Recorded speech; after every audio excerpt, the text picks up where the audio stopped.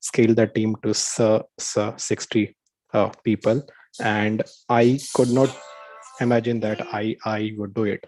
So maybe if somebody else want to share their acceptance story, like, please go ahead. I'm getting a call from Rehan also, and maybe Harish or like someone else, please share a few more lines.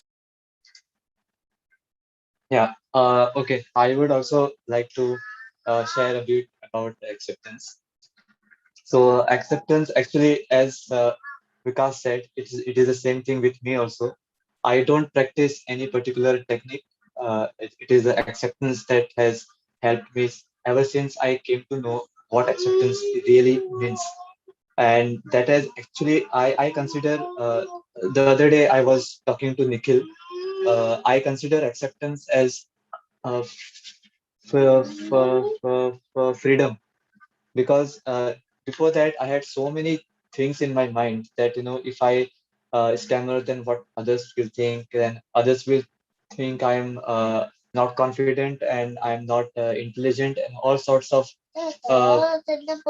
misconceptions I had about stammering, and uh, a false image about myself. So that whole thing got wiped out in, just a matter of day actually. When I got to know that what acceptance really means, it was like a eureka moment. But getting that was really tough, because as in the morning, even Amit Bajaj said, acceptance is complicated. So once you get it, you know it. And there is one more thing. There is one more thing. There is a secret. Uh, there is a big secret which Tisa revealed to me, and that secret is, there is no secret. So it is what I would uh, just share. And it's very difficult to talk when you have a 3-year kid sitting on the lap. So I'll hand it over to the others. Wow, Harish, very nice. So nice. So let me share my experience and acceptance. I mean, sorry, like bit of like thing. So acceptance for me is to be like is always have to be to be like happy about myself. That has been the first perspective for me, getting acceptance. So we have like in Mumbai City, we have done so many activities, where we used to go out, used to uh, uh, talk to people. So we have done a little bit of uh, uh, pranks also, kind of thing. So once I told everyone ki we need to go inside the go inside one shop, and we need to shout loudly, that is Ganpati Appa, Ganpati Appa Moria. But I told to go in a local shop and shout that, and that too inside a mall. That shop was inside a mall where it was very like सब लोग बहुत शांत थे वहाँ पे. तो मैंने कहा कि लाइक अंदर जाके हमें ये करना है प्रैंक. तो भी लोगों को उतना like guts नहीं था, मतलब to go inside a local shop, people think कि what they will think about us. मैंने कहा हम लोग तो खाली एक गॉड का नाम ले रहे, उसमें क्या है, लोकल शॉप. एंड वो शॉप में बहुत भीड़ भी था उस शॉप में, बहुत लाइक प्लेंटी ऑफ बहुत सारे लोग भी आए थे उसमें. तो मैंने कहा कि लाइक ऐसे जाके हमें ये करना है. And when we all went inside, बहुत लोग थे उस दुकान में. तो मैंने स्टार्ट किया, मैंने अंदर गया and I shouted loudly Ganpati Appa Morya करके. In the entire shop everyone like saw us कि हम लोग ऐसा क्यों हम लोग ऐसा क्यों कर रहे हैं in that shop. And it was a book shop also. Okay, so एक बुक शॉप में जाके ये करना, something was like very very different. तो एक बाकी लोग जो भी थे, मतलब दे ओनली थॉट कि लाइक लोग क्या सोचेंगे, लोग क्या सोचेंगे. मैंने कहा कि लोग क्या सोचेंगे उसमें हमें कुछ we don't care what others will think about us. बोले ना सबसे बड़ा रोग क्या कहेंगे लोग, राइट. तो लोग क्या सोचेंगे, लोग क्या सोचेंगे, हम हमें ये नहीं सोचना है. हमें जो हमारे मन में है वो करो तुम. तो इससे सर ये एक्सेप्टेंस की अंदर जाओ, जो करना है वो करो. But obviously up to the limits, but तुमको जो करना है तुम्हारे मन में जो है वो करो. Like, means I'm saying that कि acceptance ये होता है कि we think a lot कि मतलब लोग क्या सोचेंगे करके, what others will think, that we think a lot. और इसी चक्कर में like we always there कि मतलब we always think कि मतलब लोग हमारे बारे में क्या सोचेंगे, हम ये है वो है. पर ऐसा नहीं है. ऐसा लोग कुछ भी नहीं सोचने वाले आपके बारे में. आपके मन में जो भी है वो करो. Be free to do whatever you like to, and as a person who stammer, like we can stammer freely everywhere. It is not a crime to stammer. It's just a different behavior. What I told them. I told everyone. Yeah. Can we have some participants from the audience? Yeah, I think Sayesh Patel has raised his hand. I'll ask to like unmute. Yeah, Sayesh, you have to on your video also, Sayesh. Everyone, please on your video. Yes, Sayesh, you can unmute yourself. He's not there. Anyone else in the audience? Can I share? Just Yeah, sure. do it. Yeah. So when I started accepting myself, it was a bit difficult because I have been stammering since childhood when I was 3 or 4 years old, and right now I'm 27 and I started accepting myself when I was 26 last year only. So a person who has been stammering from like 22 years, it is a big deal to finally accept. And when I finally accepted or started accepting myself that it is okay to stammer, I used to wake up in the morning and repeat to myself that it is okay to stammer, it is perfectly fine. So at that time I felt a relief.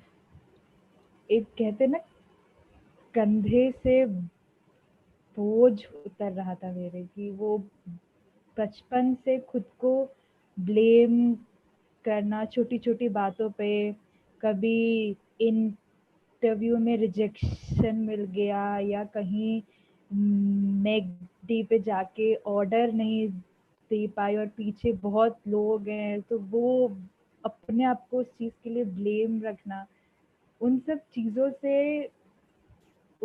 चीज़ों पर एक full stop लग गया है अब acceptance के बाद. But I think कि ये सिर्फ एक एक PWS के लिए ही नहीं है स्टैम्पिंग. ये जो बहुत लोग, आई थिंक सारे लोगों के अंदर कुछ ना कुछ फॉल्ट्स या कुछ इम्परफेक्शन रहती हैं, और वो उसी चीज़ को at the end of the day blame रखते हैं कि इस वजह से मेरा ये काम नहीं रहा. तो आई थिंक सबको नॉर्मली भी लोगों को जो फ्लुएंट बोलते हैं, उन्हें भी जैसे वो हैं उन्हें खुद को एक्सेप्ट करना चाहिए. अगर उनके अंदर वो फ्लॉ है तो उसे एक्सेप्ट करें और उसके ऊपर काम स्टार्ट करें. So this is my perception.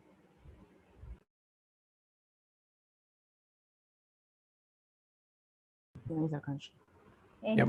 Anyone else? Are we good to start, Vikas? Yeah, sounds great. Like, thanks for sharing, everyone. Thanks, Akansha, Thanks, for sharing. Akansha. So, That was great. Rehan was just joining, and he said that he has joined, but I can't see his name. So, Rehan, are you there? Like, can you hear me? I think so. Still, he has not joined. I think he has shared over WhatsApp that he has joined. So maybe let's no, wait. Can you Because he has joined. hear me now? Yeah, sounds good. So, Okay. So thanks Rehan. Thanks for joining. So we just want to play a very small video of 30 seconds of yours that we have made, and Okay. and then like post that we can start.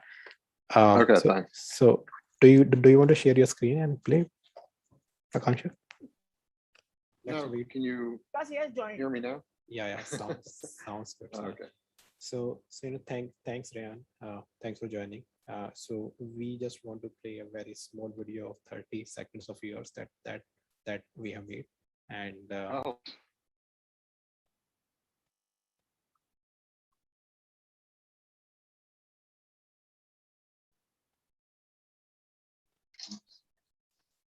The audio is not audible. Sound is not audible. Akash.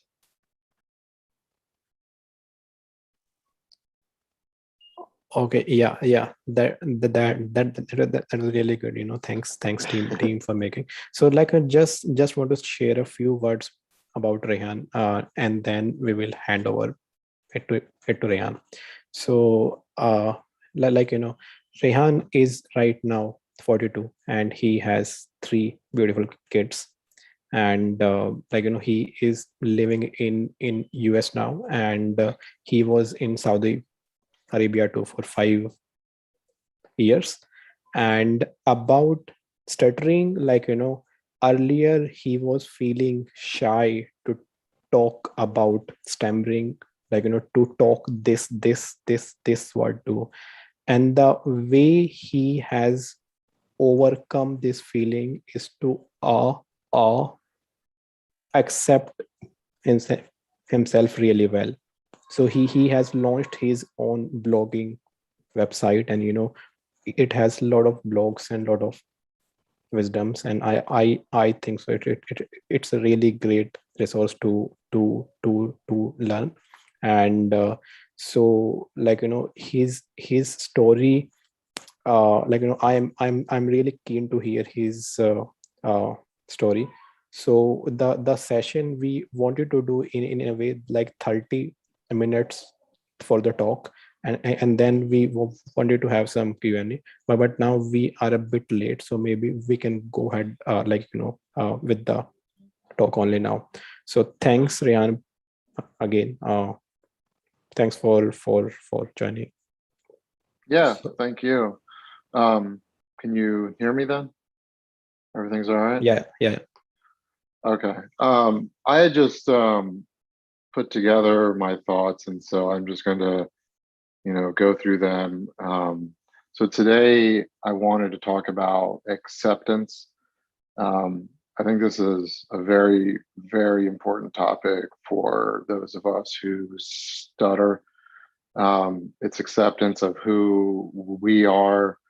It's acceptance of our stutter, and it's acceptance of how the world sees us as people who stutter. So for me, when I was about 8, I started to stutter in elementary school, and I went to speech therapy at that age for several years through school. But during those days, the only function of speech therapy was to make people sound more fluent, was to get that stuttering out. So I would go there. I think we met maybe once every week or two, and we would do some breathing exercises. I would read some things. But of course, the problem, I think, as many of us know, is that if you're talking to someone who you're very comfortable with, a lot of the stuttering doesn't happen. And so you don't really feel like there's a problem, like especially if you're a small kid. So during those days, nobody talked about acceptance, that this could even be some kind of an option. The option was to take care of it, to become more fluent, to sound like everybody else, like all of your friends and everything. So I didn't realize it at the time, but there were things that I did accept the more that I have stuttered. And I accepted that I sounded different from the other kids, that I couldn't always get out the words that I was hoping to get out. And that I accepted that when I turned on the TV and I could hear people talking, that I was never going to be that person on TV who sounded so fluent and so smooth.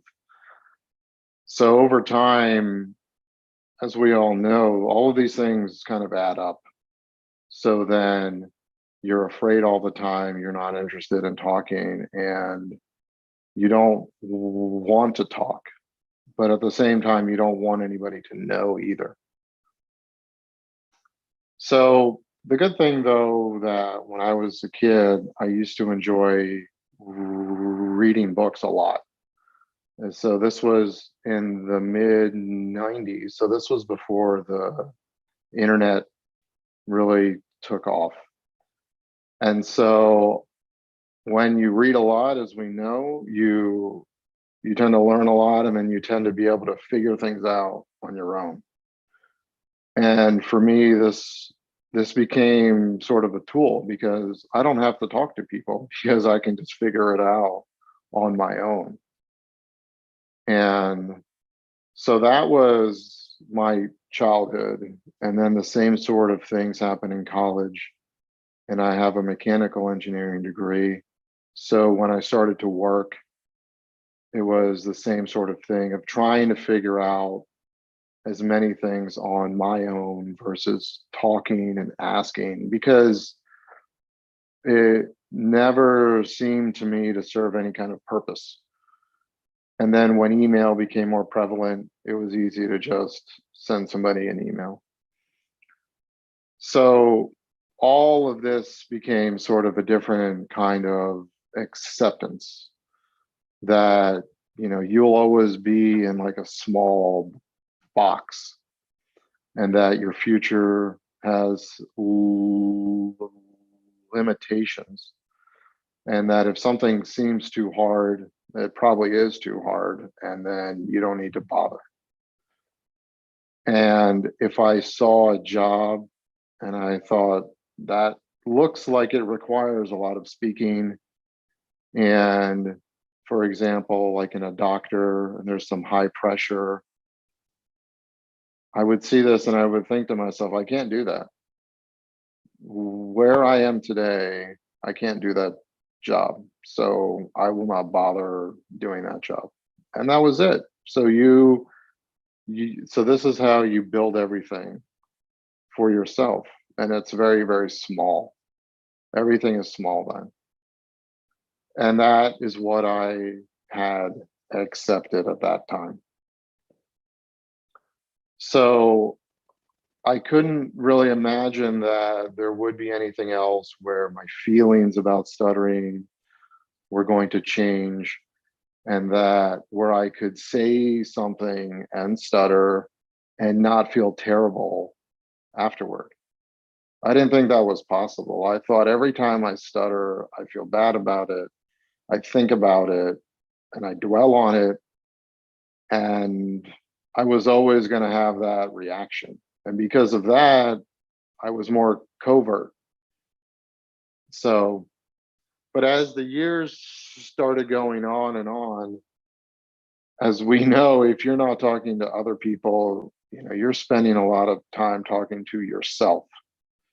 And I was doing that constantly.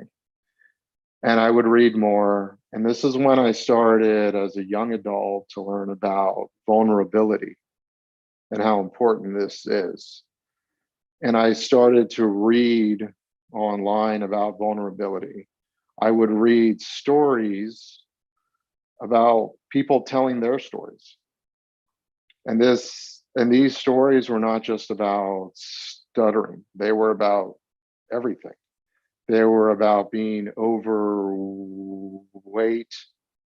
They were about having debt. They were about growing up and having a tough family. They were about all those things. And people just told their stories and they put themselves out there. And you would read through the comments and you would read and see that people are being very supportive.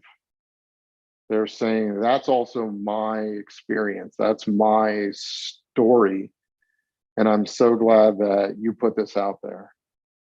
And I would read these things online and I would think to myself that this is a good thing to be open about this, to put down my feelings about stuttering. So I have had, as all of you have, like many bad experiences. And what I started to do was I kept a journal for a long time. And I started thinking about all the bad things and all those experiences that I had when I needed to say something and I couldn't say something and it turned out terribly and I felt terribly. And I kept this journal, but it also allowed me to think more about how those feelings really affecting me on a daily basis, on a weekly basis, at home, in the office, and all these other places. And I realized that eventually I had all of this on paper and that I wanted to share my story. So when I was overseas, I started the blog up. And it, of course, is difficult because you don't know if anybody is hearing anything. You start just typing up the stories, you put it out there, you tell a few friends. They're very supportive. And I just wanted to share what I had learned because I can't change my story now. But I thought that by telling my story, I could help other people change theirs. And so I'm honest on there about things that I'm really going through. I put the good stuff on there, the bad stuff on there too. And I've gotten comments and I've gotten emails, and it's been very positive, and it makes me feel great that this was a good decision to share this. And I've always had sort of a bigger idea for it, which I haven't had as much time to put a more centralized story sharing resource on there so that more people can understand what we're all going through and that it's okay. So that's kind of the history of how the blog got started and the stuff that I accepted up until that point.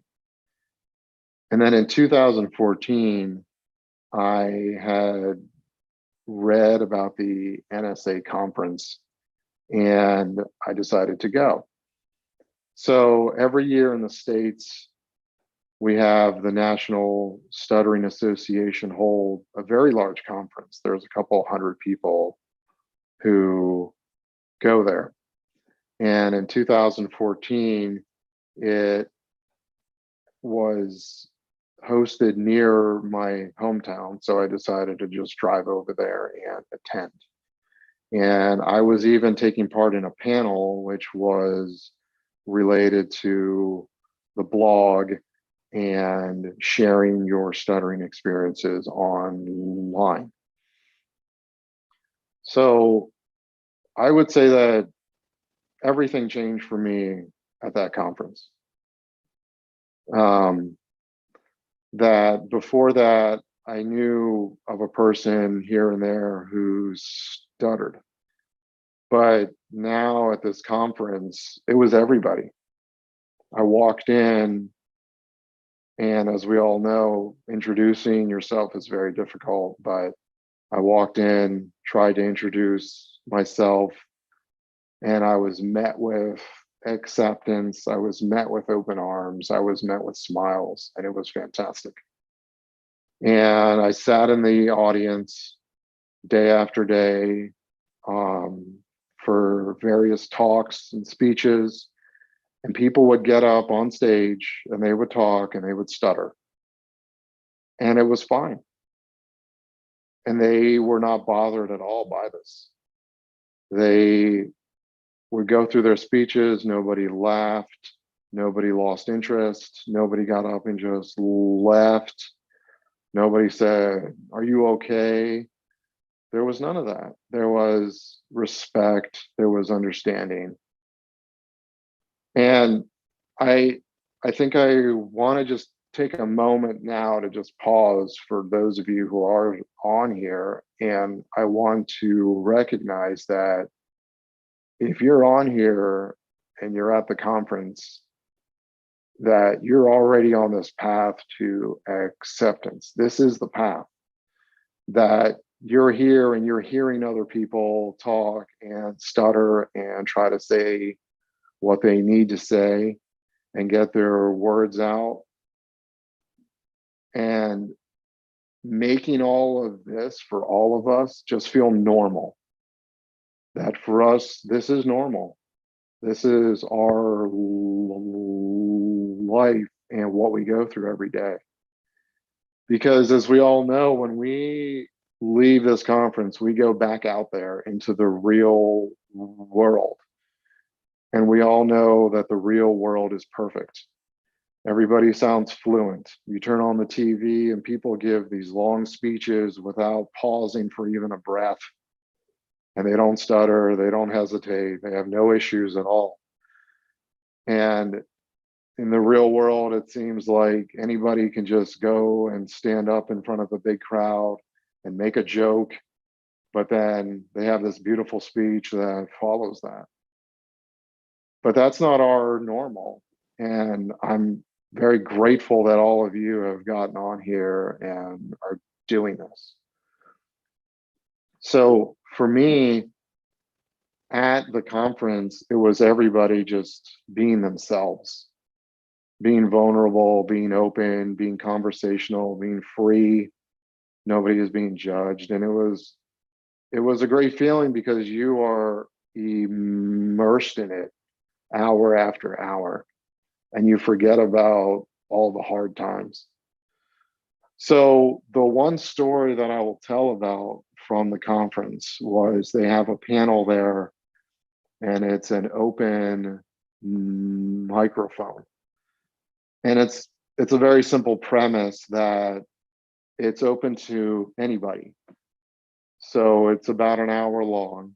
The people who sit there in the crowd, you raise your hand, you go up on stage, and you say whatever you want to say. You introduce yourself, you say where you're from, what job you have, maybe how many conferences you've been to, this and that kind of thing.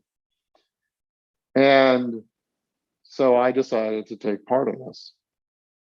I went to open mic, I sat in the audience, and when I had an opportunity, I raised my hand and I got up on stage.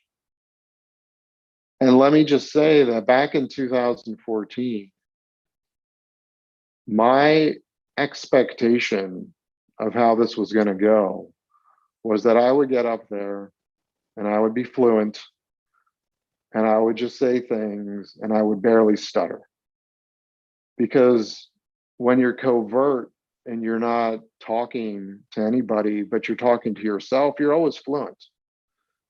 And when you're covert, the things that you do say out loud are always fluent because you've practiced them. You've avoided the words that you can't say, and you know it's going to be fine. So I thought to myself, that's how this is going to be. I'm going to go up there and I'm going to kill it, and I'm going to feel really great. And it could not have gone any more 180 degrees from that. I got up there, I could barely say anything. I stuttered on probably every word. And after it was done, I just felt exhausted. I was really upset with myself. And I couldn't believe how badly it had gone. But that's how I felt. And when I was getting off stage, I noticed that there were some people who were clapping, there were people who were smiling, there were people who were making eye contact. There was nobody who got up and left. There was nobody who was laughing at me. There was a positive response. And in the days and the hours that followed, I realized that what had happened was really simple. I had gotten up on stage and stuttered because I am someone who stutters. And that was it. That was the simple truth.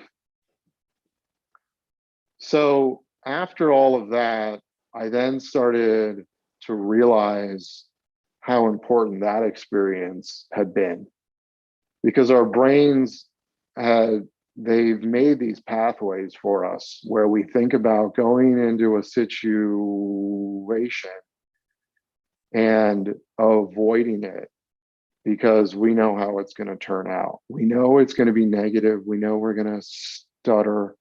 We know that we're going to feel terrible about it afterward. But during this situation, my brain made the first of this new pathway of, I expected it to go really great. It went terribly, but everybody thought it was okay. And it was fine. And I could feel good about it.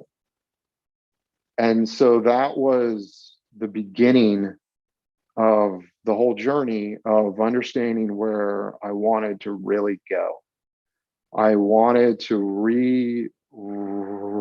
rewrite that pathway, that instead of feeling terrible after stuttering and struggling and having a hard time speaking and not sounding the way that I'm expecting to say, to have this new pathway where I just feel great because I communicated what I wanted to communicate.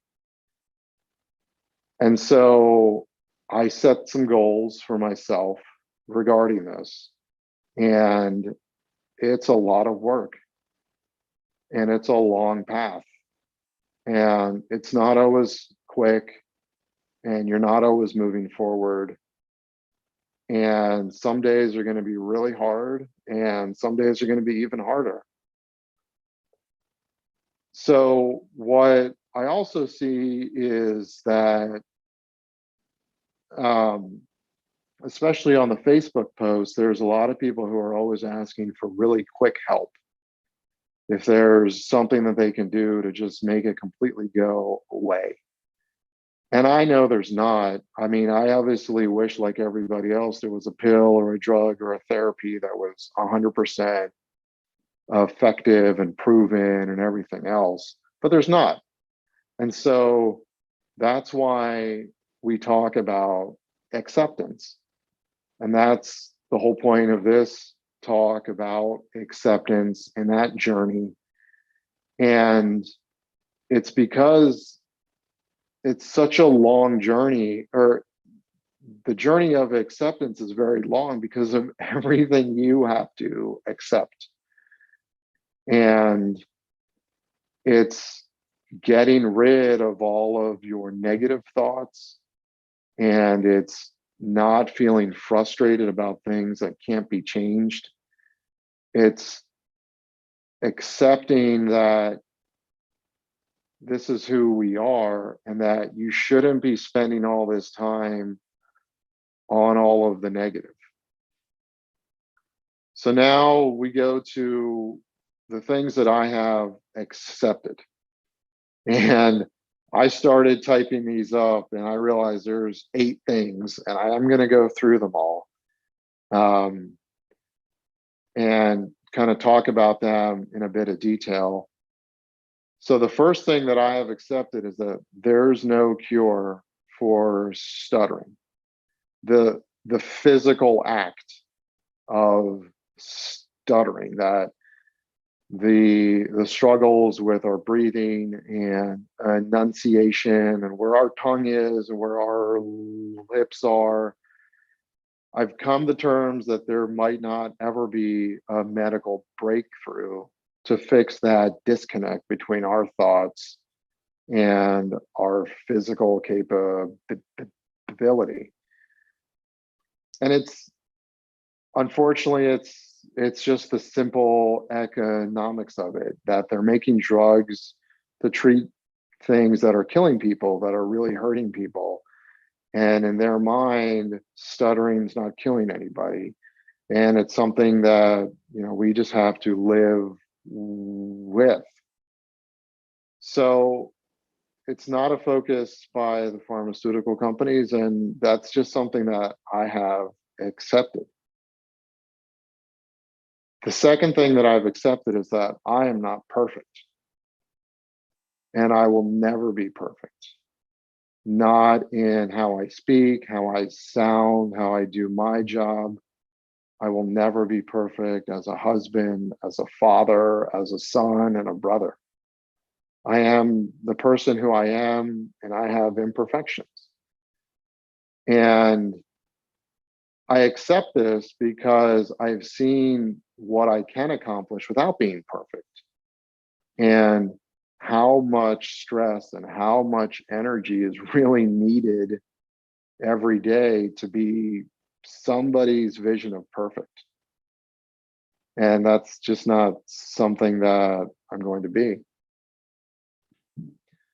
The third thing I have accepted is that I can still communicate even if I'm not fluent, if I don't sound smooth and get everything out without any hesitations or interruptions or anything.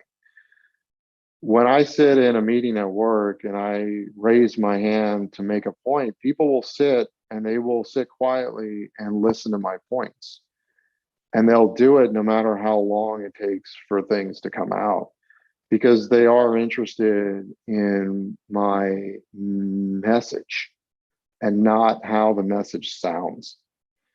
And I've accepted this because I've heard others speak.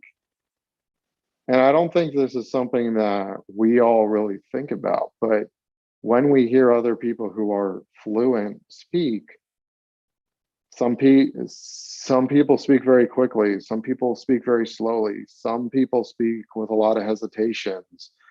Some people don't speak coherently. They are just talking all over the place and they're not focused.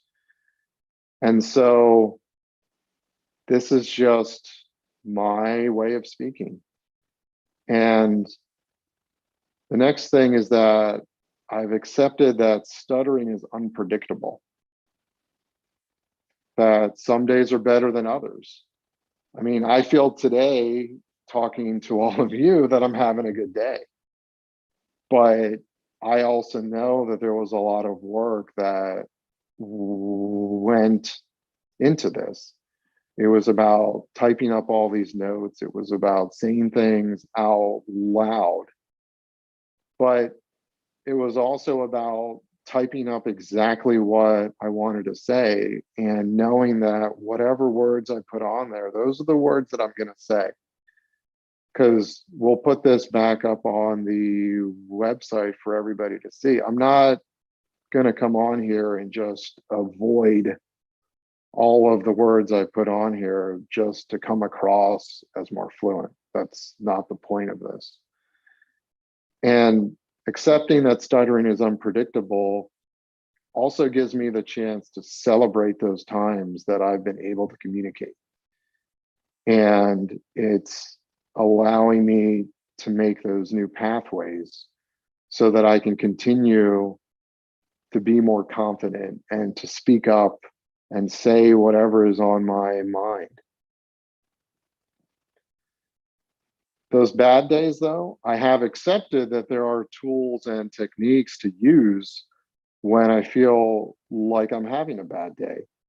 I mean, I can sit here and say that acceptance is great and that I'll never feel bad, but we all know that's not true.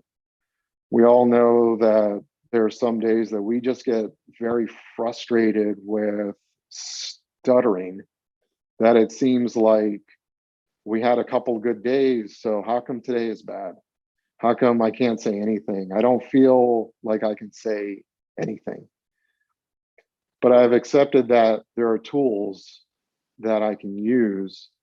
I can take a deep breath before I say my words.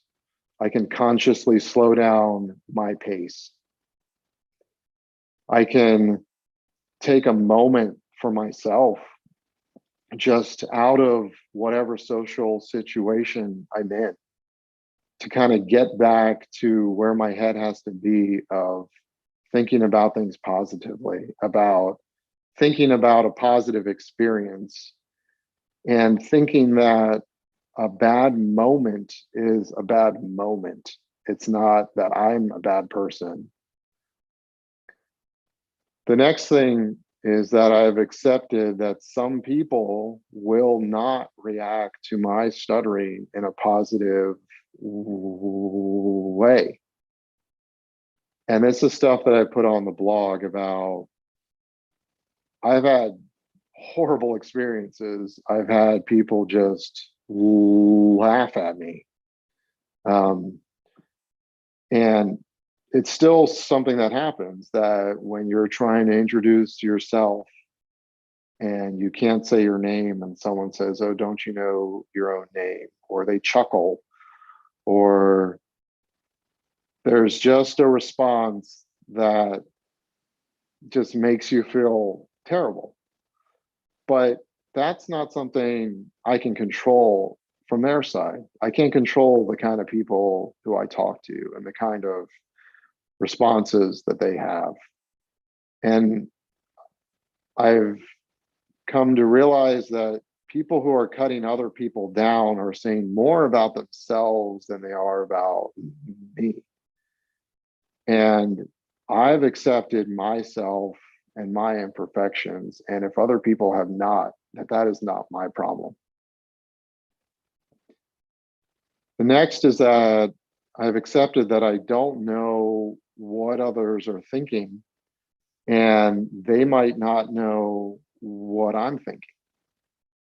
And if I'm speaking to a group of people and somebody seems disinterested or looks away or doesn't make eye contact, that's not something that I can take personally, because I've thought about how I am when I'm in a group and there's a speaker up there and they're talking.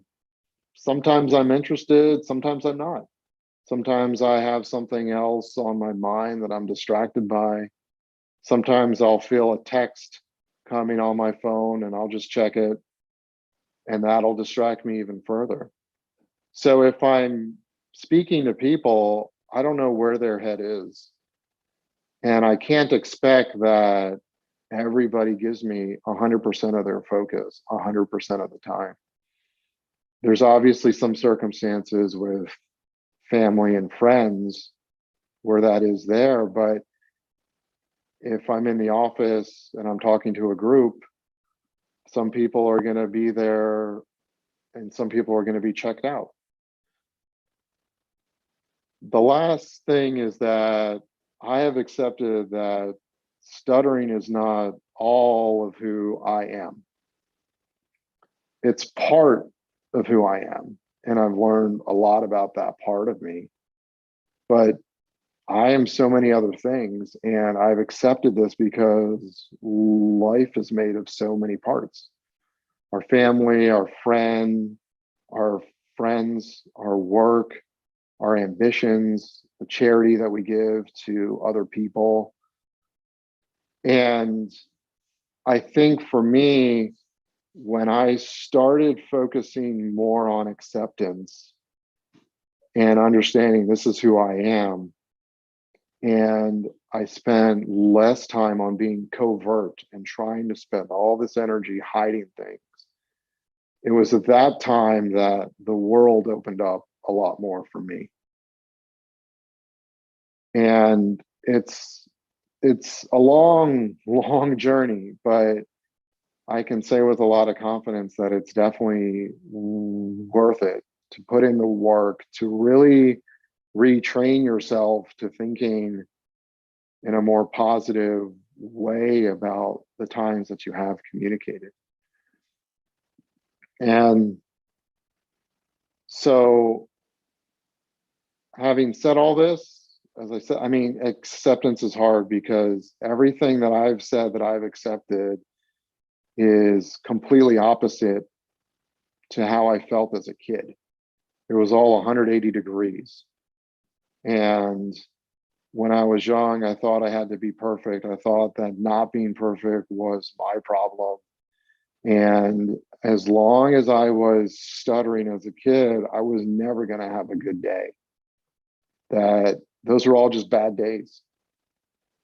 But I'm on here to tell you that it's possible, and that 10 years ago, I never thought I would be giving a talk about acceptance. And I'm doing it because I know there's someone out there who needs to hear this. And I wish I had known all these things as a kid, to just be given that simple advice, that there would have been someone there to say that you don't have to be perfect and you're you. And that's perfect enough for everybody. So I'm not sure where everybody is on this path. And I know that it might not be a path that you are thinking about even going on, but I want to know, well, I think that it's important, if you're interested in this path.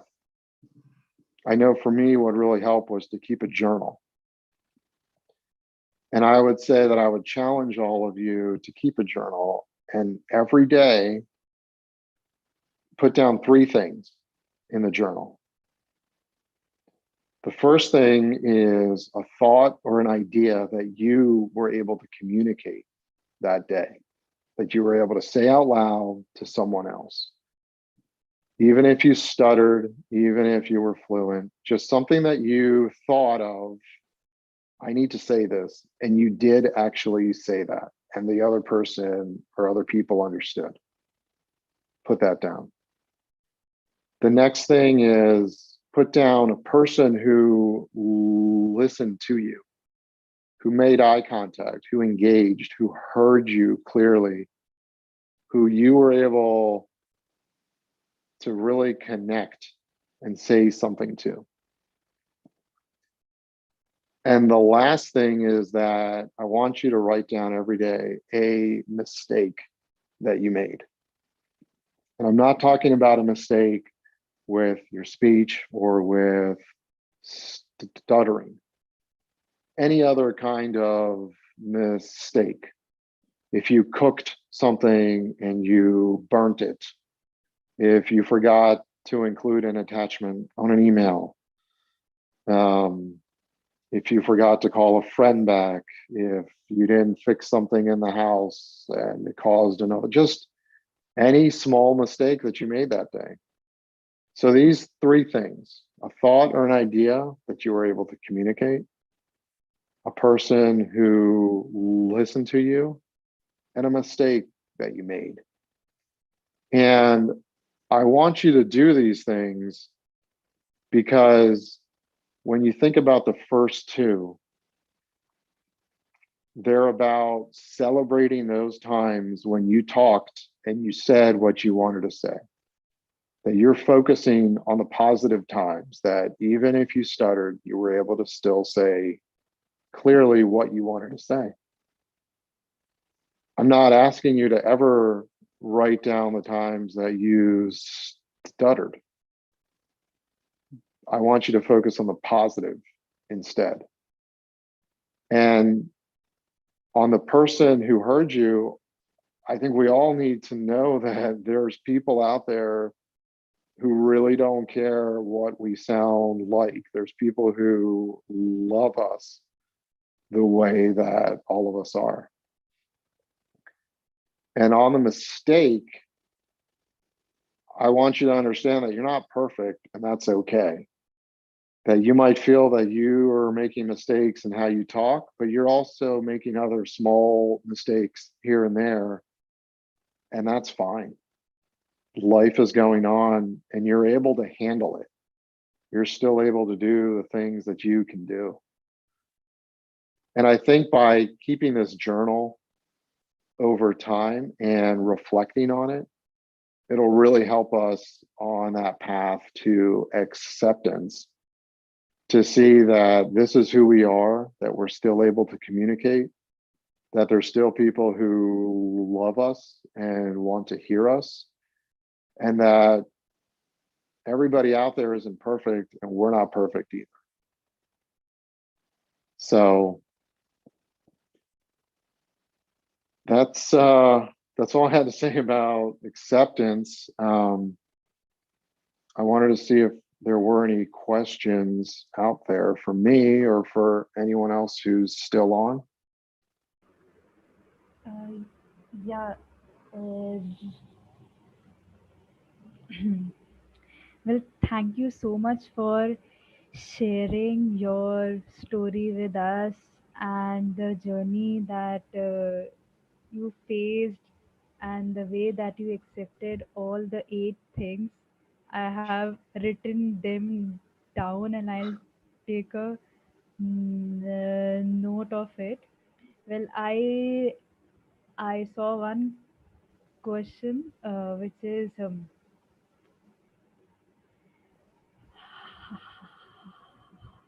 uh, how is it like for a PWS to hold senior position in corporates? Well, I think I remember when I was a younger engineer, I would go to a meeting with my boss and my colleagues. And at those meetings, my boss, he did a lot of talking. He would get up and, he would go through projects and he would ask people about things and he would make announcements for the office. And I remember very early on, I sat there and I thought to myself, I can't do that. I said, that's the job that I would like to have. But part of that job is to talk to everybody and to say things and to communicate all these things. And I was not in a place where I thought I could do any of that. And I accepted it at the time. But what happened was I was just put into some situations as the years went on where I had to speak first to maybe a group or 2 or 3 in a small team and then a bigger group. And for me, like getting more familiar with my colleagues and then hearing that I was stuttering and they weren't bothered by it. And then eventually I was given the opportunity to take on more and to be in charge of a bunch of people, and I took it. And I remember sitting in one of my staff meetings and I was in charge of the group and I was making announcements. And I realized that the place where I never thought I would be, that's where I am. And it's okay. And so I think there's been other things that have been helpful. When I started my last job, I got into a room and they introduced me to a group of 10 people at the plant. And the very first thing I told them was that I'm a person who stutters. And I know that's a hard thing to do too, but it's something that the more you do it, the easier it gets. And I think especially in the corporate setting, most people I found, as long as you can do the job, they don't care. As long as you can communicate what you need to communicate, as long as you're getting the tasks done and showing up, that people will be patient because they know the value that you bring. So that's how I would see it. Yeah, sounds great. Thanks, Rehan. Thanks for sharing these wonderful words, and really loved your journal for ex, ex, ex, acceptance, and the thoughts and idea to communicate, and and the people who can listen, and the mistakes we made. Like, these are really powerful wisdom, and we will all hope to practice it. And so we had a lot more questions to ask from you, but time is not with us. So, and the next session is Yeah. also waiting. And we are really thankful. So maybe what we can do, we will email you all questions, and Yep. and Please. hope to get your answer there, and share it on our blog then. So thanks Okay. again. Thanks Yep. for joining us. All right. Thank you, everybody. Thank you so much. Yep. Thanks. Now I would like to call Dhruv for taking this national conference forward. Dhruv, the stage is all yours. Thanks so much, Akanksha. So hi everyone, and hi Chris. And thanks for being here. So let me just introduce Chris, and then I believe Akanksha has a short video that she'll play, and then Chris can take it over. So Christopher Constantino lives in Tallahassee with his wife Megan and son Augustine. He is a speech language pathologist at Florida State University. He works clinically with people who stutter, teaches classes on stuttering and counseling, and researches ways to improve the experience of stuttering. He co-edited this book, Stammering Pride and Prejudice, which is a fantastic book. And he believes a daily peanut butter and jelly sandwich is the key to his happiness. Or I'm sorry, is the key to happiness, not just his happiness. So his talk today is titled Stuttering, Agency, and Choice. And Akanksha, you can play the, yeah, okay, here's the video.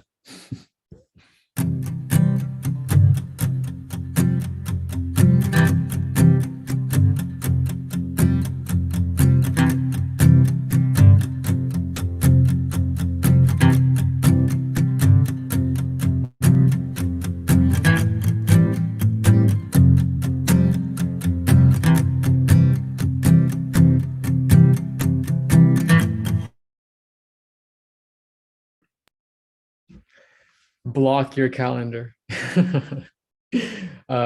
Chris, the stage is all yours. All right. Thank you for that very flattering introduction.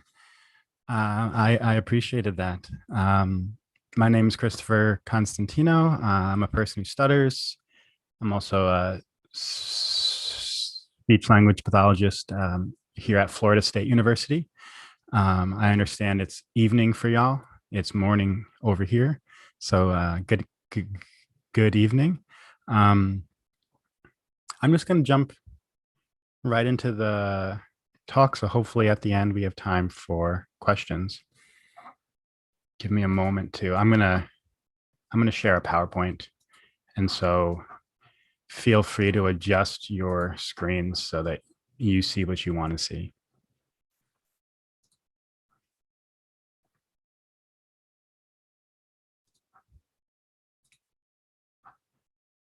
All right. So I think when we're talking about stuttering, something that comes up a lot, right, is fluency. Right. It's really hard to talk about stuttering without talking about fluency. I think that's unfortunate because I think there's a lot more to stuttering than whether or not we produce disfluencies.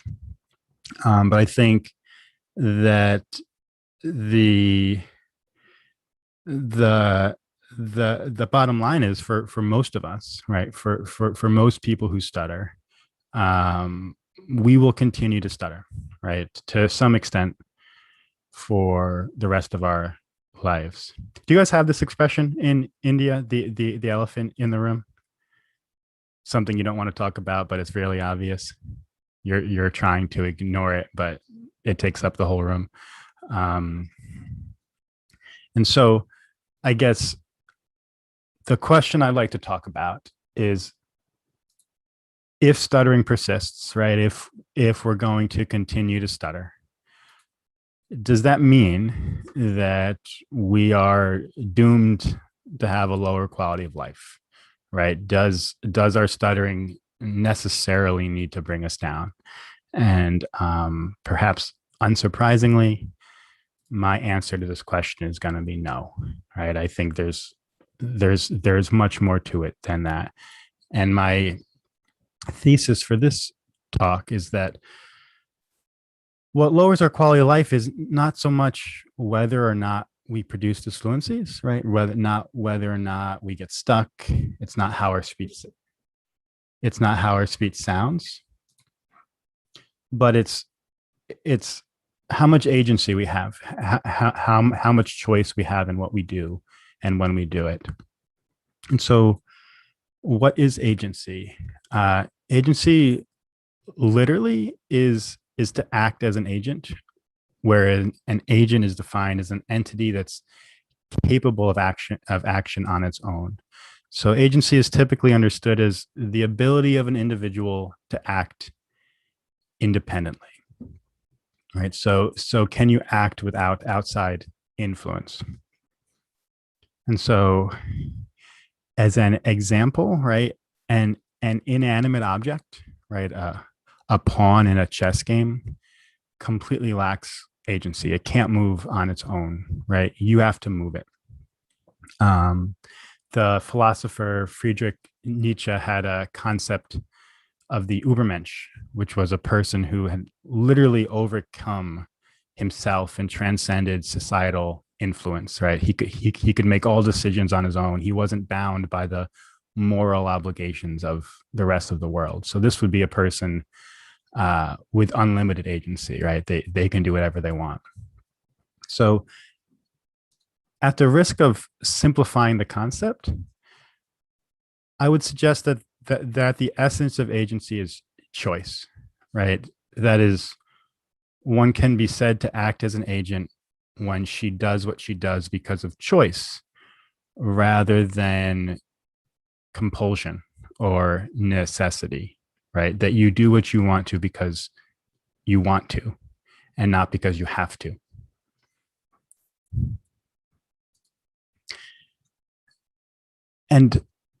And I'd argue it's this loss of choice that makes stuttering difficult, right? That it's not disfluencies per se, right? And we actually have a lot of data on this.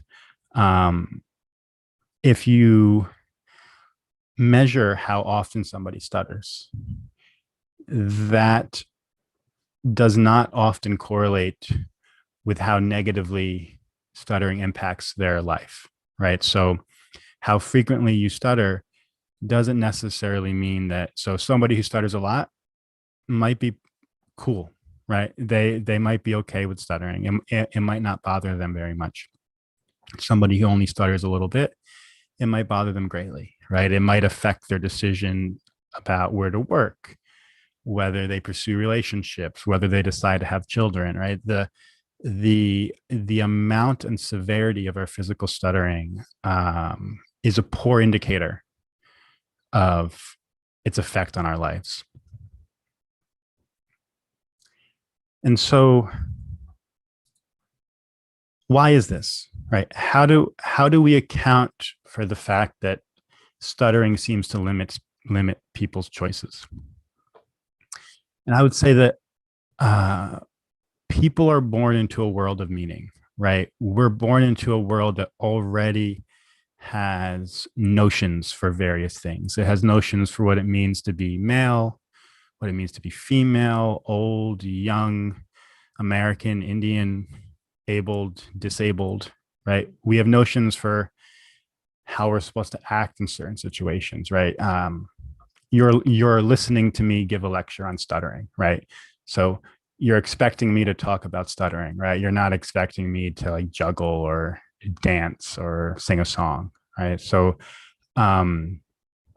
we use these predetermined meetings to sort of communicate and navigate our world together, and they're useful for common understanding and for communication. However, sometimes these dominant narratives are problematic, right? And I would say for stuttering, they're certainly problematic, right? So imagine if the way you spoke was considered disordered. Imagine if the way you spoke was considered ugly. Imagine if the way you spoke was considered unintelligent, right? It's probably not hard for you to imagine all of this, right? Because that's often how stuttering is portrayed. Right? People who stutter are falsely characterized as shy, self-conscious, anxious. Employers believe stuttering decreases employability. Workers who stutter are judged to be less competent, right? These are all social biases that we deal with and we respond to, and we either explicitly or implicitly understand and try to navigate. And so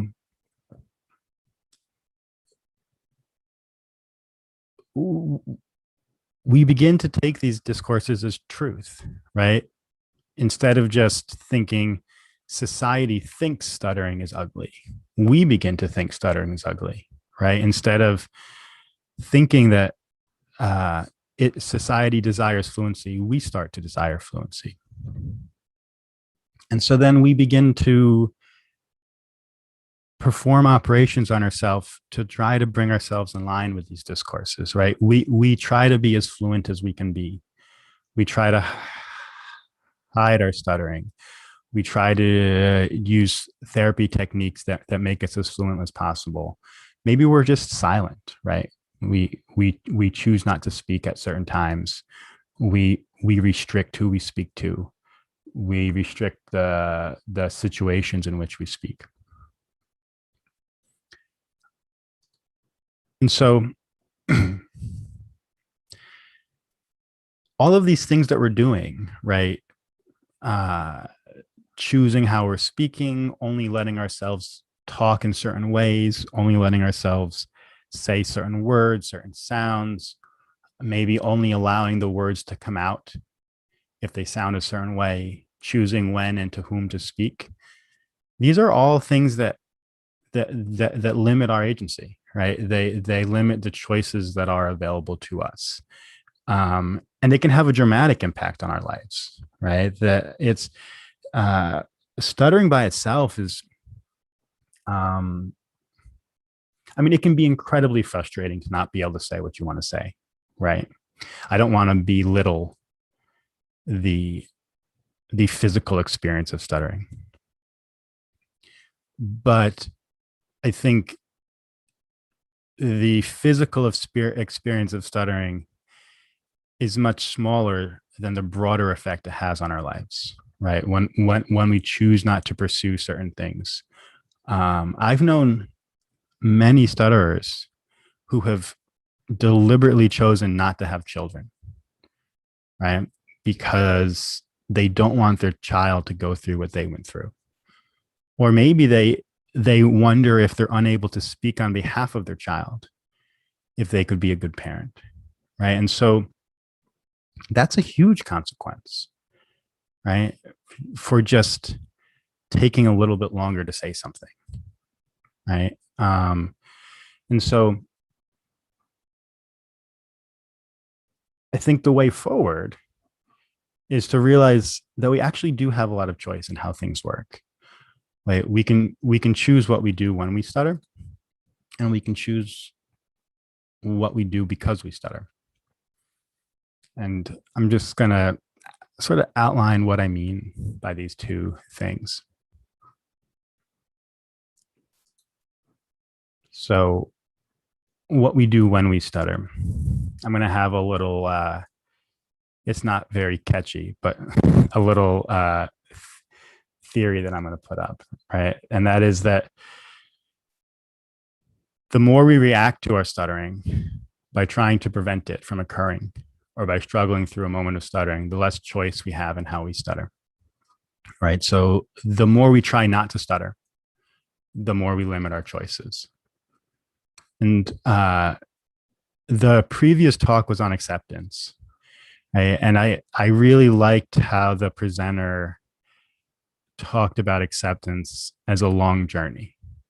Right? There's I think a tendency in stuttering circles to talk about acceptance like it's a decision that we make, that one day we just decide I've accepted my stuttering, and then like it's all rainbows and sunshine from there on out. And that's just not how it works, right?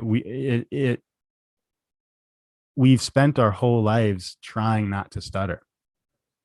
We spent our whole lives not allowing our voices to be heard. When we feel that feeling of stuttering, we clamp down on it. We restart the word, we restart the sentence. We don't want the person we're talking to hear how our stutter sounds. So we disguise it. We try to distract them. And you can't just undo all that by making a decision, right? It's a process. It's not an event, right? It's something we have to learn over time. And I think that so I think that corresponds really well with the previous presentation, right? That this is a journey that we set out on. And I think something that helps to think about is, rather than think about stuttering as the sounds that we make, right, as that part word repetition, prolongation, or block, to think about stuttering as that feeling of being stuck, right? That feeling of losing control when we're speaking, of being unable to proceed forward in our words. And think about all the other stuff as just ways of reacting to that feeling, right? And when you think about it like that, you realize that actually when I'm stuttering, there's lots of things I can do in this moment, right? I think the usual ways we react are what I call postponement, avoidance, escape, and control, which I'll go over. But there's lots of other ways we can react, right? So I'll go over that in a moment. What do I mean by postponement? Postponement delays a moment of stuttering, right? So if I'm talking and I feel a stutter coming up, I suspect that I'm going to stutter. Let's say I'm going to say the sentence, I want to go to the store. I might think I'm going to stutter on the word store. So I might start postponing. I might start going, I want to go to the I want to go to the I want to go to the I want to go to the store. Right?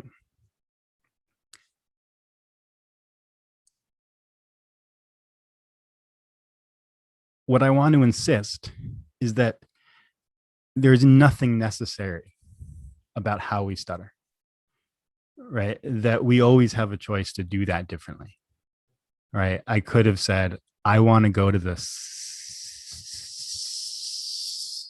store, right? Without all the postponement.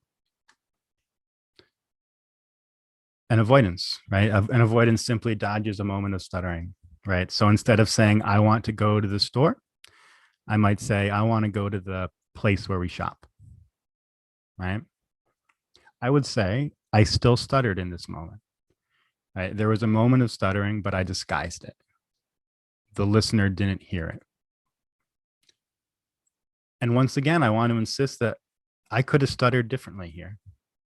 I could have stuttered in a way that validated my voice, right? I could have stuttered in a way that said, it's okay to stutter on the word store. I could have said, I want to go to the store. And escape is simply leaving the moment of stuttering, right? So maybe you don't want your listener to hear the sound of it, right? So you keep touching it and leaving it. I want to go to the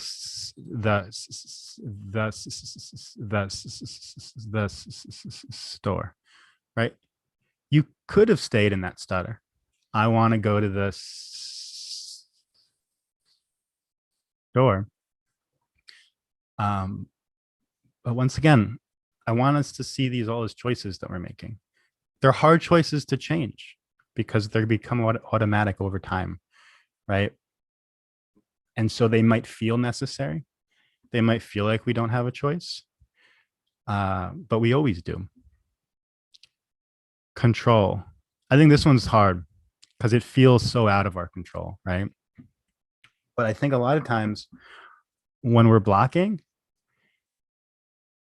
is almost a way to hide a stutter, right? Blocking is a way to not let a word out until it comes out fluently, right? So if I say, I want to go to the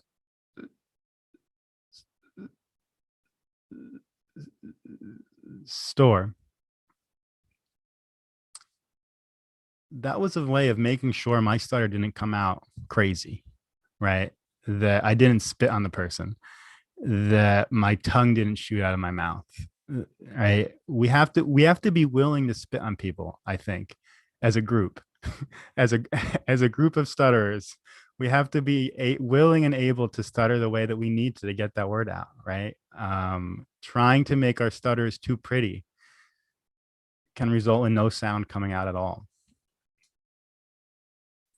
And so I think if we see all these behaviors as attempts to avoid, postpone, escape, or control that feeling of stuttering, or maybe the feeling of embarrassment and shame that comes along with stuttering, that it makes it easier for us to exercise our choice.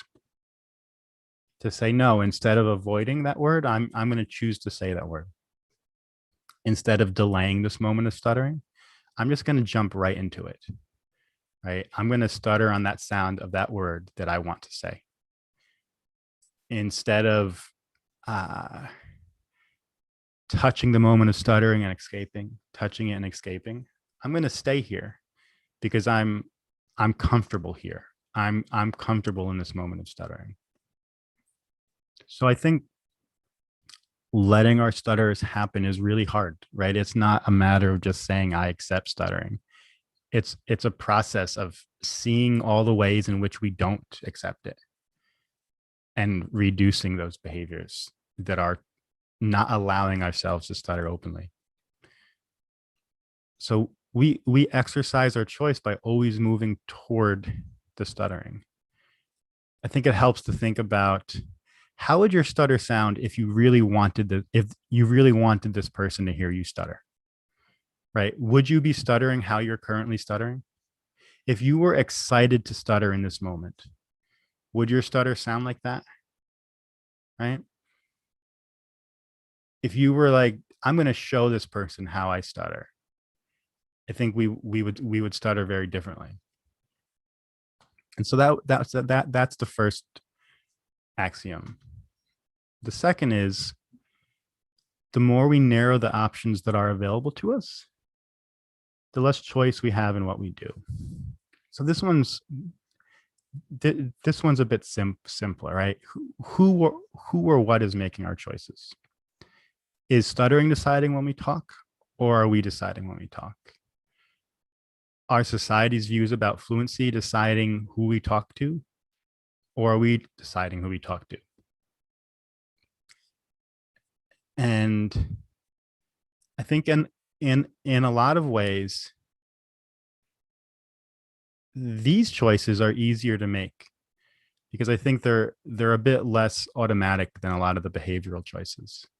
We know very well when we're not talking and we want to talk, right? It feels terrible. It feels terrible when you're sitting there and you want to say something and you won't because of your stuttering. And when you feel that terrible feeling, we can resist it, right? We can talk anyway. And if you do that over and over and over and over again, it gets less scary over time. So I think we exercise our freedom of choice by doing our best to choose what we do when we stutter, and always moving in the direction of showing the stutter, right? Of trying to show the person the exact sound of the exact word that we're going to stutter on.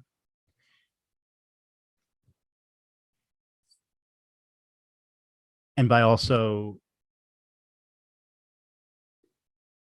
not allowing our stutter or society's views about stuttering to determine what we do.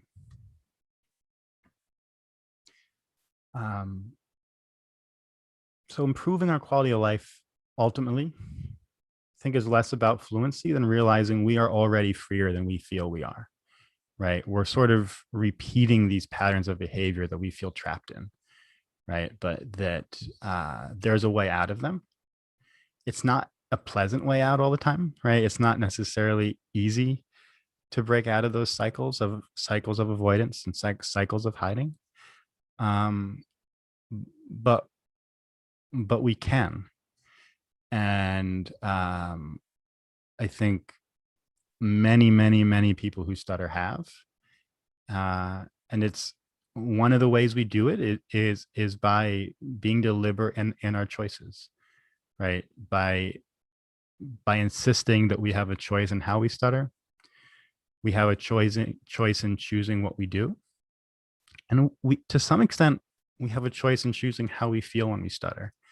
I think that last one is hard. But if we're willing to feel negative feelings, over time, they become less negative, right? If when you stutter, you feel anxious, then go out and look for that anxiety a little bit, right? Find the situations that make you feel that way and gently expose yourself to them. And over time, you won't feel that way anymore. When a situation goes from being scary to being boring, then you've made progress, right? You can make anything boring by doing it over and over and over again, right? Repetition is the key to boredom. So you can make any scary situation boring by just doing it. And so, yeah, that's my spiel. And I was hoping to use the rest of my time just to talk about that and answer any questions. Thank you so much, Chris. That was really insightful. And I'm sure we can watch it over and over again and learn more things. There is one question in the chat by Aditya. And Aditya, if you like, you can unmute and ask your question.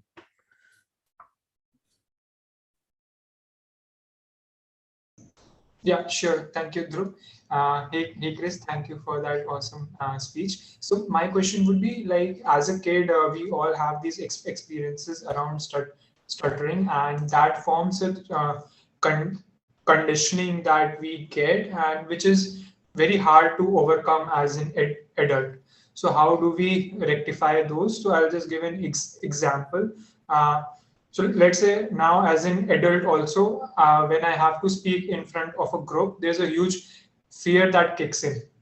the childhood conditioning was that when I speak in front of a group at school or in college, there was a possibility to be ridiculed, but that possibility is not there anymore when I'm at office in a professional setting.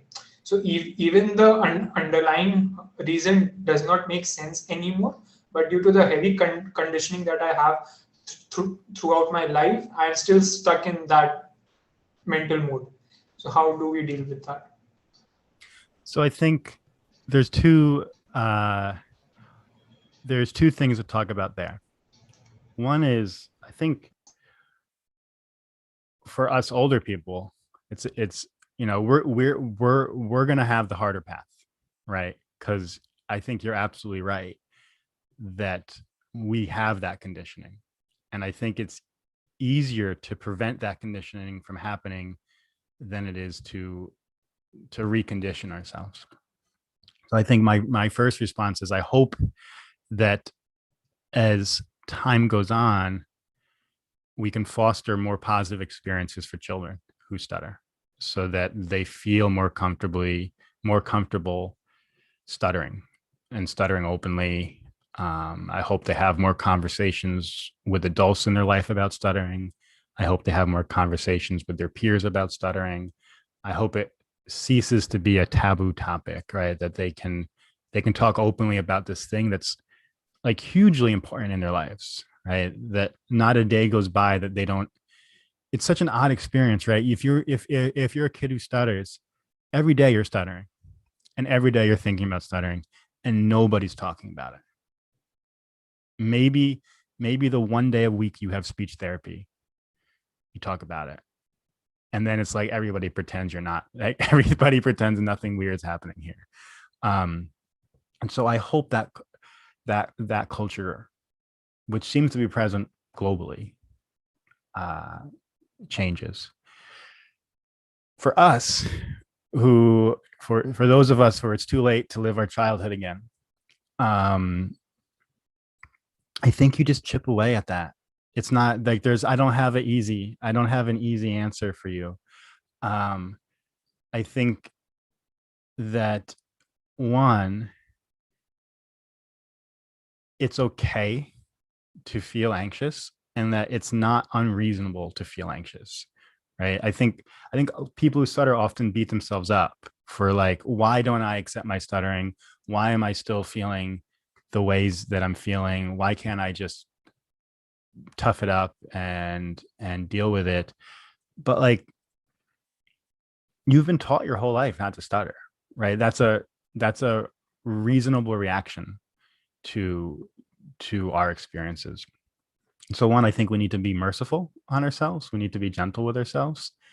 And two, I think it helps to let other people in on how we're feeling, right? And so I think some people who stutter, if you have a tendency to hide your stuttering, it helps to disclose stuttering, tell people that you stutter, do a lot of voluntary stuttering, make yourself seem like you stutter more than you do, right?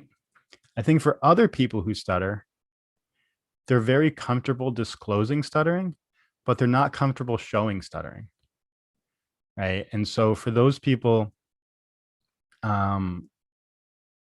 just working on showing little stutters here and there can really help ease that anxiety. I think for other people, it's not necessarily the physical stuttering that they're avoiding, but that feeling, right? They're avoiding feeling anxious. And for those people, I think it helps to do things that make you anxious gently, right? Don't go hurt yourself, but also tell people how you're feeling, right? Maybe in addition to disclosing your stuttering, disclose that you stutter and public speaking's been anxiety inducing for you, but that, you're doing your best. And just like we shouldn't keep our stuttering a secret, I don't think we need to keep our mental health a secret, right? That like, we shouldn't feel shame for that either. We can use the same strategies we use to openly stutter openly face our feelings about stuttering, that we can talk about anxiety. Like maybe when you have to speak at work, you know, you don't have to tell the whole office, but maybe you tell your boss, like, this makes me anxious, but I want to do it anyway. Right. And just having those conversations around stuttering, I think can begin to normalize these experiences. Again, I know that's not an easy answer. I wish I just had a magic wand or something. So for us in TISA, like we're lucky to have TOPG. We have like a TISA online practice group. We have MOOC and we have SSG, so we can keep on, you know, practicing in there. Like you're saying, voluntary stuttering, stranger talks, which definitely I think make most of us anxious. When you keep doing that, like you were saying, Chris, it becomes boring, and you're like, okay, I can go talk to this stranger now, and disclose and advertise. So thank you so much. Oh, sorry. Chris, yeah, go ahead. I was just agreeing with you, Drew. So does anybody else want to share any comment or ask any question before we move on to,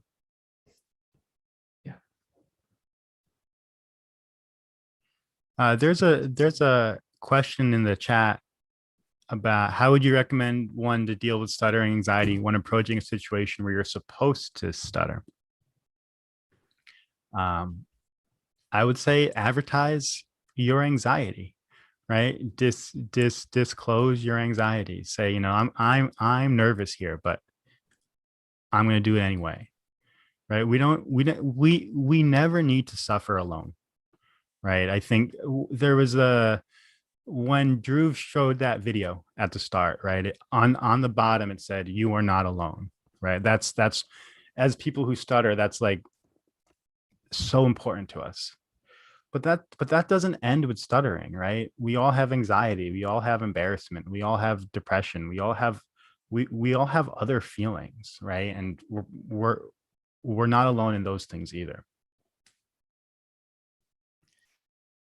like sometimes coming to the TISA national conference, I kind of like feel like I'm supposed to stutter here, or if I stutter too much, what will people think of me? So there is some anxiety there, some nervousness. So yeah, just need to address it. Sure.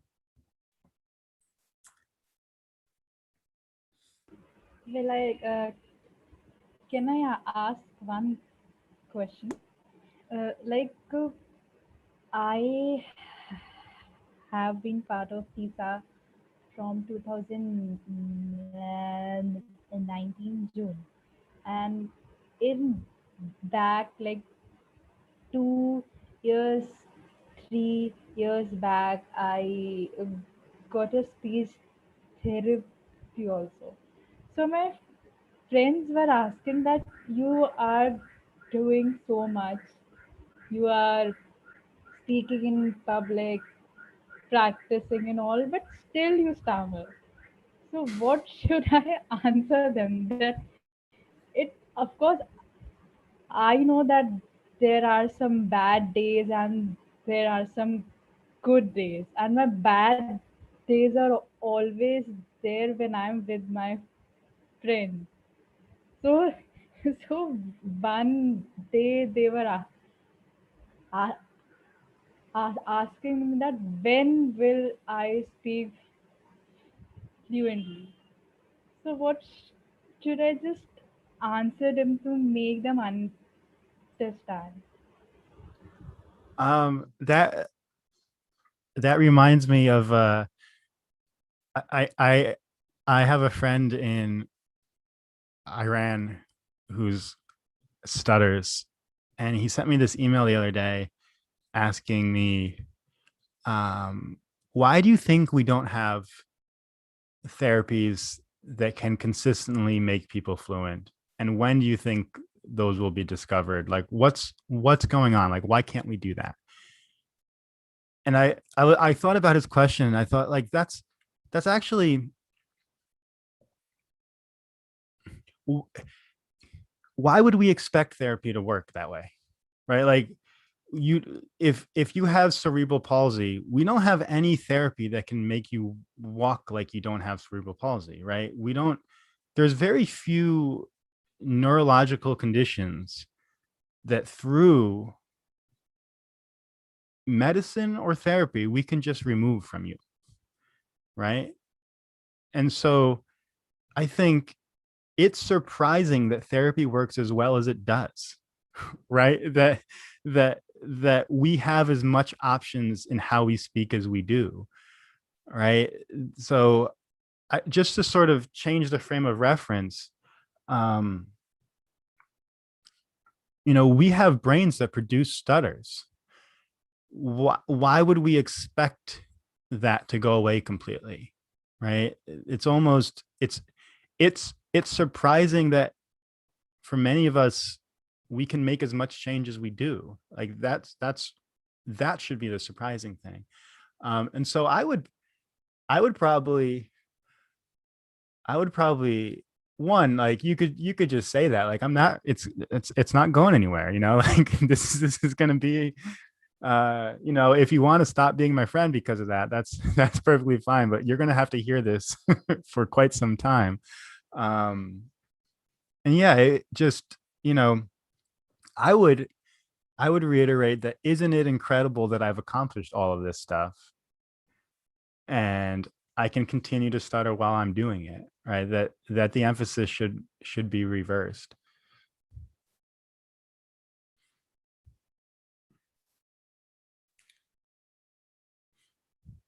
Great. So I think we need to like move on to the next session now, right? Bro, I think there is a last question by Naman also in the chat. So if we can answer Naman's question, Chris. What do you tell yourself when you had a bad stuttering day with regard to stammering? You stammered much more compared to a normal day. So there's a lot sort of hidden in that question, and I think it relates almost back directly to what we talked about. And I don't often think about how much I'm stuttering. What I do think about is, did I stutter the way I wanted to stutter, right? Did I say the sound of that word? Did I usually think about it like, I want to talk like I don't stutter and just let it rip. And when I hit stutters, just let me hit them. I want to monitor my speech as little as possible. I want to think about my stuttering as little as possible. And so what I do think about is when I'm not doing that, right? When I'm monitoring my speech, when I'm thinking about stuttering, and I would consider those my bad stammering days. I'm not usually paying attention to how frequently I'm stuttering. And so I would encourage that sort of mindset switch, because I think frequency of stuttering is largely outside of our control, right? That's like luck. That's like being upset because it's raining outside, right? Just, bring an umbrella, and that's all you can really do. But I was talking earlier about like finding those situations that cause you anxiety. If you have anxiety, something I do is, for some reason, a situation that I still really struggle to speak in is I read at my church. So we do like readings every Sunday, and I'll be one of the people who gets up there and read. And man, it's like I'm a little kid, right? Like I am nervous. I don't want to stutter. And I do it because I know it's hard, right? And so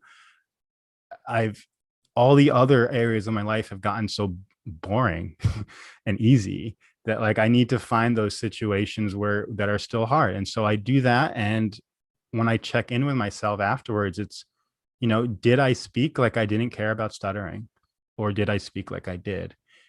And when I have a bad stuttering day, when I was consumed by it, when I was like, I can't stutter here, then that's something for me to work on, right? Next time, can I do that a little bit less, right? But I don't think that frame of mind works with frequency of stuttering, because I don't think you can really work on that too much, right? Like that. Sometimes we get lucky and we just don't stutter, right? And that's nothing we did per se. So I guess I would encourage everybody to let go of responsibility for their stuttering frequency. But we can take responsibility for the other stuff that I talked about in my talk.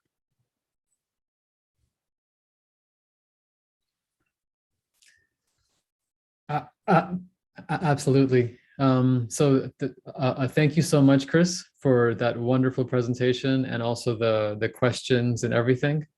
Sorry, so there's one last question and then we have to move on. It's hard to, so yeah, Chris, you can probably read it. So the question is, would you agree that stuttering is a neurological disorder? And if yes, are people who stutter disabled? And so, yeah, I think the research is clear that the speech and language areas of our brains work slightly differently than the speech and language areas of fluent speakers' brains, right? That there's a reason we get stuck when we talk, right? And so in that sense, yeah, you could see it as a developmental neurological disorder. Like, it's not from injury, right? It's just how we developed. It's in our genes. Are people who stuttered disabled? I look at disability as more of a political term, right? Like, do we have access to what we need to have access to in order to live full lives, right? And I would say for most people who stutter are disabled. We're disabled by societal norms that value fluency, right? We're disabled by lack of laws that protect us from being fired for stuttering, or make work environments a safe place to stutter. I think that we're even disabled by our speech sometimes, right? If you really struggle to talk, if talking is effortful and exhausting, then yeah, that would be considered disability.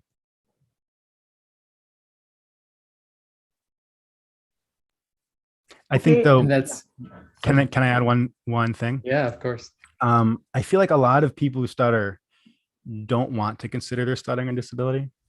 They're like, that's sort of a controversial topic in stuttering. And I think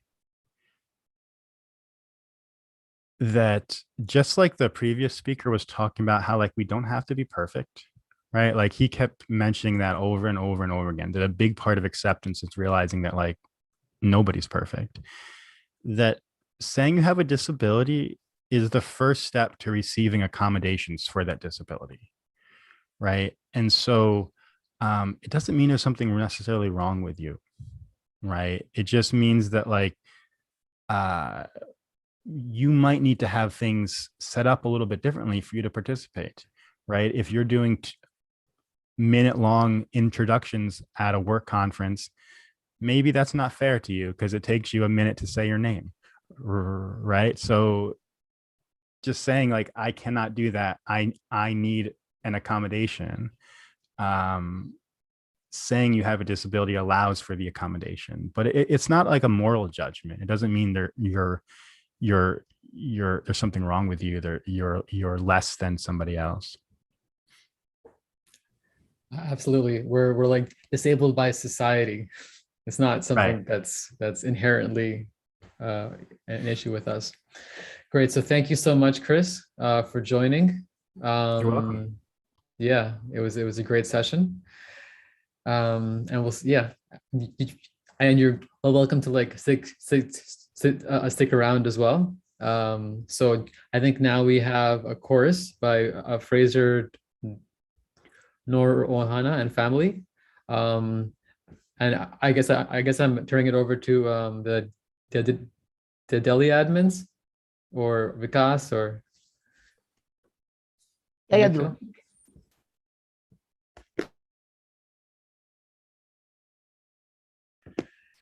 So, so the next is going to be by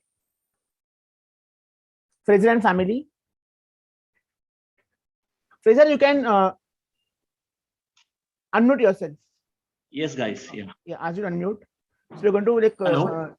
listen to a chorus by Frazer and family. Yeah. Yes. Hello, everybody. This is Frazer Noronha, and I've joined TISA for last 1 year, and I'm here with my family, with my children. We are going to play for you some songs. I'm going to play the guitar, and they're going to sing you some songs. Okay, and I hope you will enjoy these songs. The first song is a dialogue between the father and the son. Okay, because as you know, the son is a bit naughty, and he's troubling the father. No, so I have made it in such a way that we, the son, are all we TISA members, and the father is TISA. No, he's always there for us, despite we are naughty, despite our problems. They're always there for us, to help us, to guide us. So this song is based on this theme. Okay, I hope that you will enjoy this song. Okay, this is Antonio, my son. So we'll start with the first song.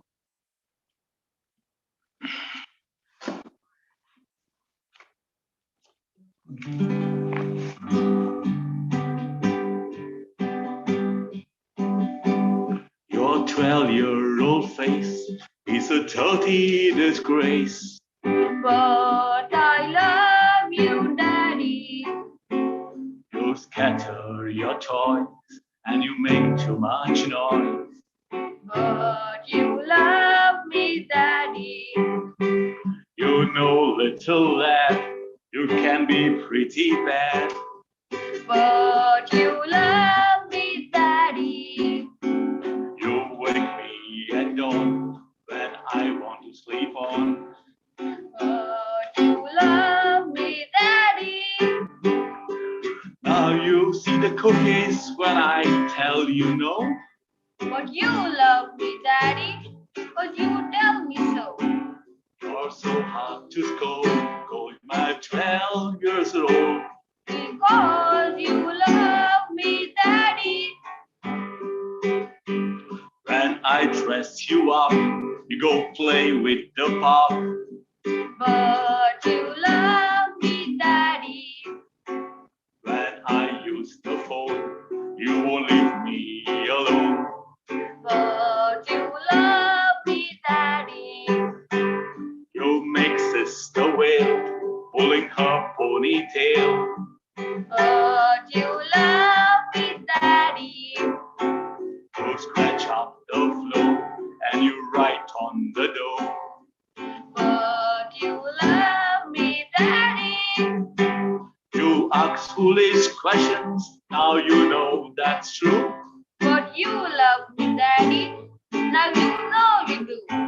You're so hard to scold, cause you're my 12-year-old. Because you love me, Daddy.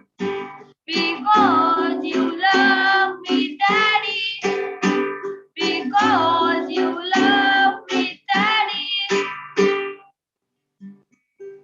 Thank you. Wow, wonderful, Vijay.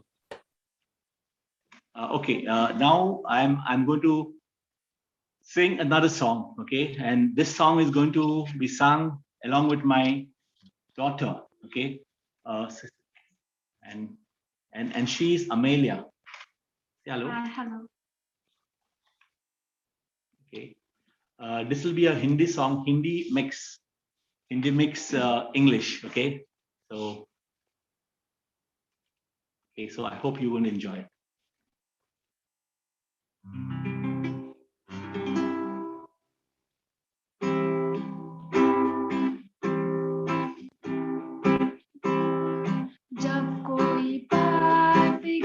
जाए, जब कोई मुश्किल पड़ जाए, तुम देना साथ मेरा हमनवाज।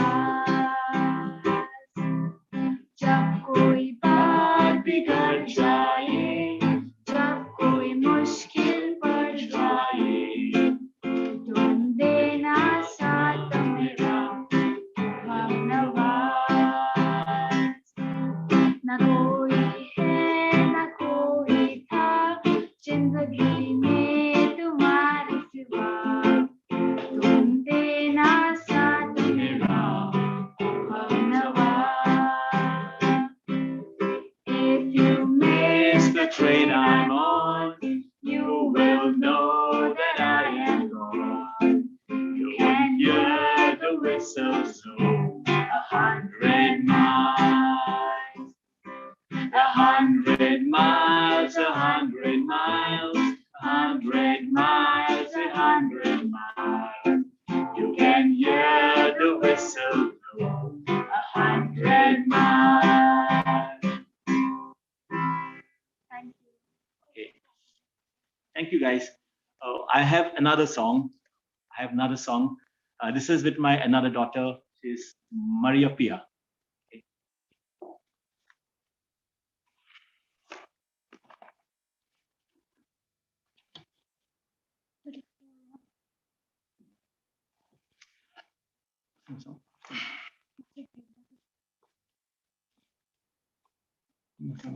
Okay.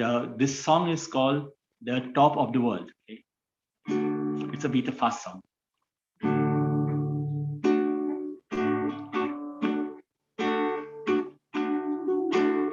Such a feeling's coming over me. There is wonder in most everything I see. Not a cloud in the sky, caught the sun in my eyes, and I won't be surprised if it's a dream. Everything I want the world to be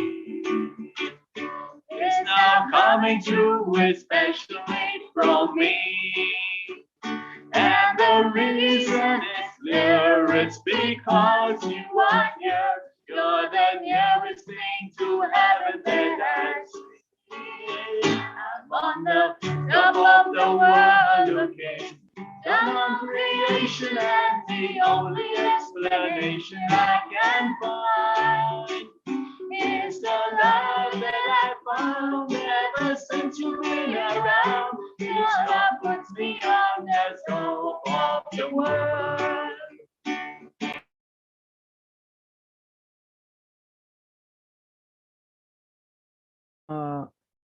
I think you're on mute, Frazer. On the trees and the touch of the breeze, there is a pleasing sense of happiness from me. There is only one thing on my mind. When there's days to I hope that I will find that tomorrow will be just the same for you and me. All I need to be mine will find. I'm on the top of the world looking down on creation, and the only explanation I can find is the love that I found ever since you've been around. Your love puts me on the top of the world.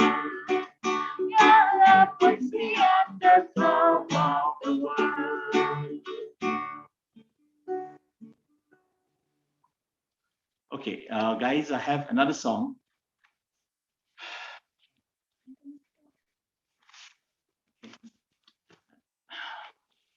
The song is "Take Me Home, Country Roads." Okay.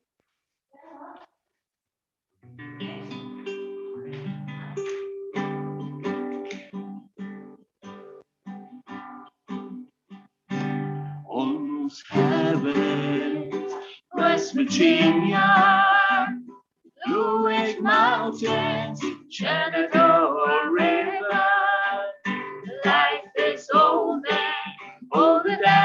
streams, younger than the mountains, growing like the breeze. Country roads, take me home to the place where I belong.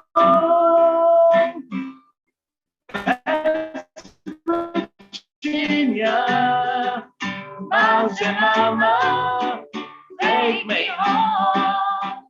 Country roads, oh my memory, gather around her.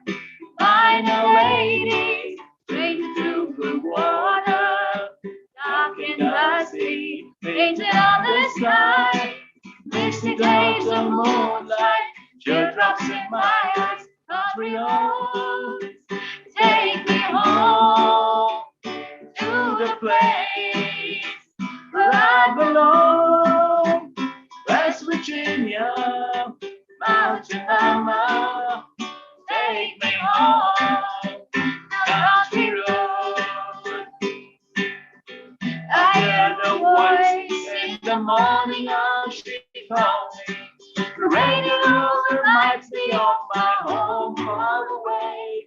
And driving down the road, I have the feeling that I should have come yesterday, yesterday.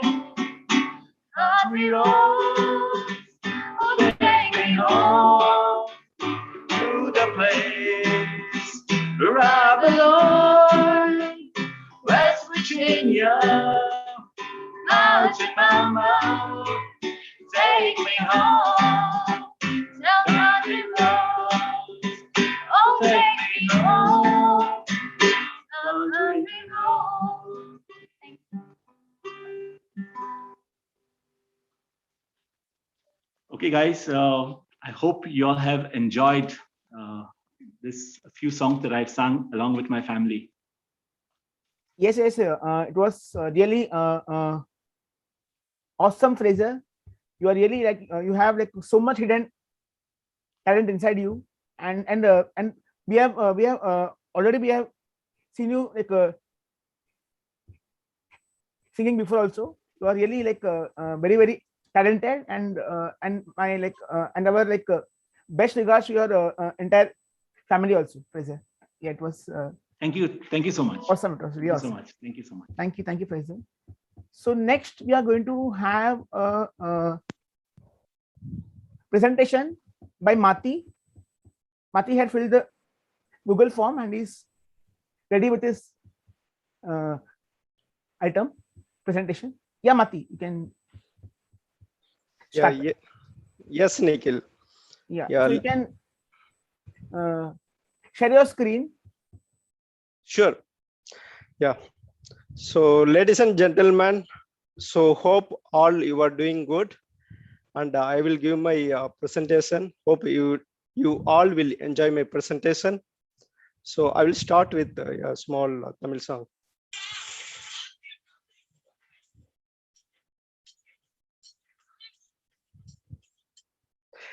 Hey, what's happening? Is it the Tamil movie, the master movie is running? No, it is the master of yes, stammering, PWS. Born as a stammer is not our fault, but dying as a stammer is definitely our fault.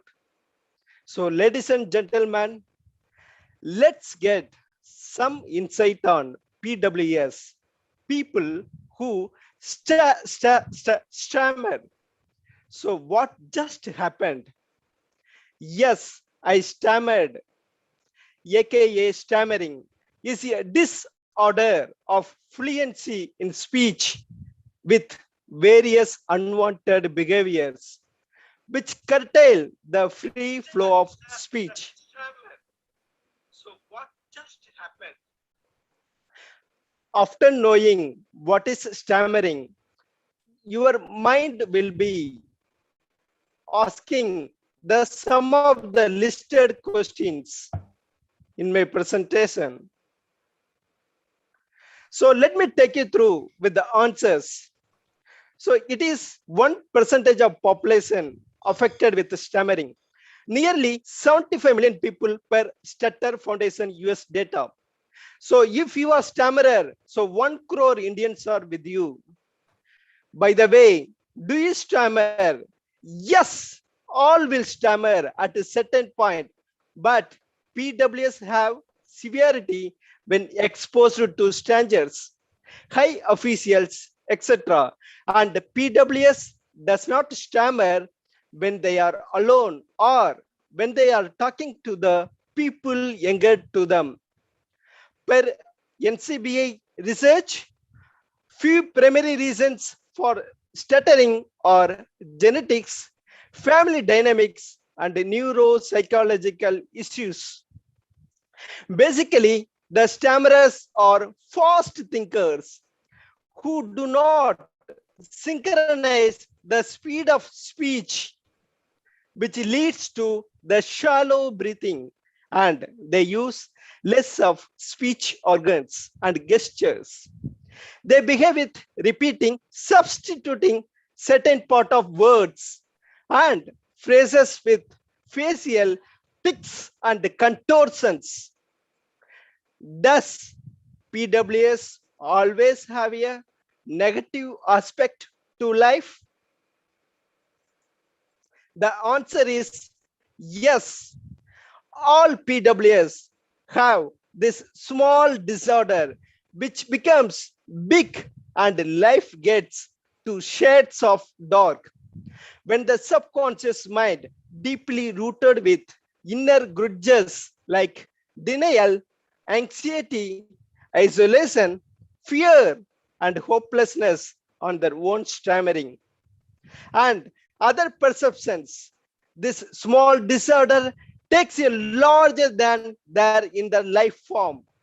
I remember when I was at the 12 years, I eagerly participated in speech competition, but a stammer block at the middle of the speech ruined my dream and mocking and getting the hesitations from my friends and lead me to a dark space. So the next question is like the do PWS fulfill necessities of the daily life?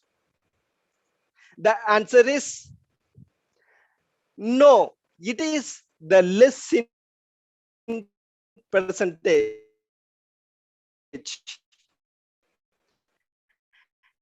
Stammerers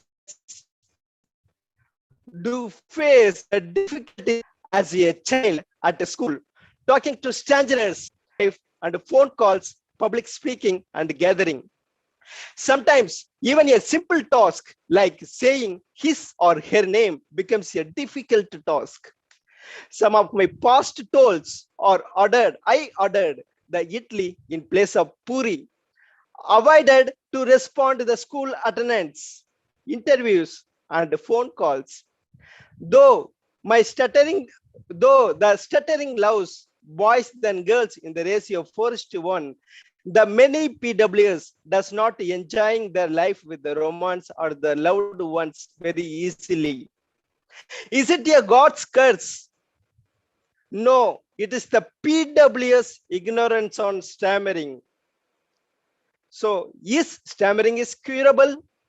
The answer is no. The answer is no. The research is still going on, and as on date, there is no cure to it. However, with the help of course activities from good speech language pathologists, communities like the Indian Stammering Association and the Toastmaster, the PWS can be recovered in 2 to 3 years and will not relapse. The prime part of the course is the stammering acceptance, which motivates the PWS to do volunteer stammering, speech therapy, meditation, Johari exercise, social engagement, and coach to others. Finally, the PWS ends to the non-PWS life and they can enjoy their life. So I have seen the many PWs are recovering and they owned their business and their YouTubes. And the finally most awaited questions like how to become the master of the stammering. Yeah, let's go back to our history, the Akbar and Birbal to answer this. Yeah, Akbar drew a line on the ground and challenged his courtiers to shorten it. The without touching it, the many came forward and tried but failed. Finally, the Birbal came, drew a bigger line next to it and said, "It's done." Then Akbar rewarded Birbal, even the courtiers not convinced. So later, the Birbal said to Akbar, the courtiers may need the government order to see that. So stammerers should ignore doubts and start drawing a bigger line by speaking more to become a master. So, so let's see some masters who excelled in their life. So there are few examples like our handsome boy, the Hrithik Roshan, and our US President, the Joe Biden, the CEO of SpaceX, Tesla, the Elon Musk, and the Toastmaster world champion, the Muhammad Ghattani. So hence, I am proud to be a stammerer and the part of the Indian Stammering Association. Yeah, thank you. Back to the host. Okay, Mati, it was really like very awesome performance. Yeah, so it was really awesome. So guys, anyone want to do open mic? Anyone wants to speak? So you can just raise your hand. Anyone want to speak from the audience? You can just raise your hand.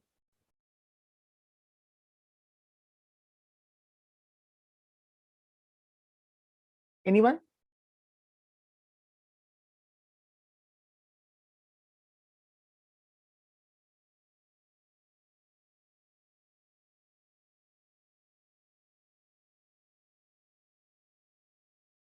Anyone would like to sing or recite a poem, something, because it's a talent show like kind of thing. So if you like anyone wants to play say something, if you want to say, if you want to share something with us, your any speech, any story, any song, any poem, can just raise your hand and we'll give you an opportunity. This is a golden opportunity for you to say this in the national conference.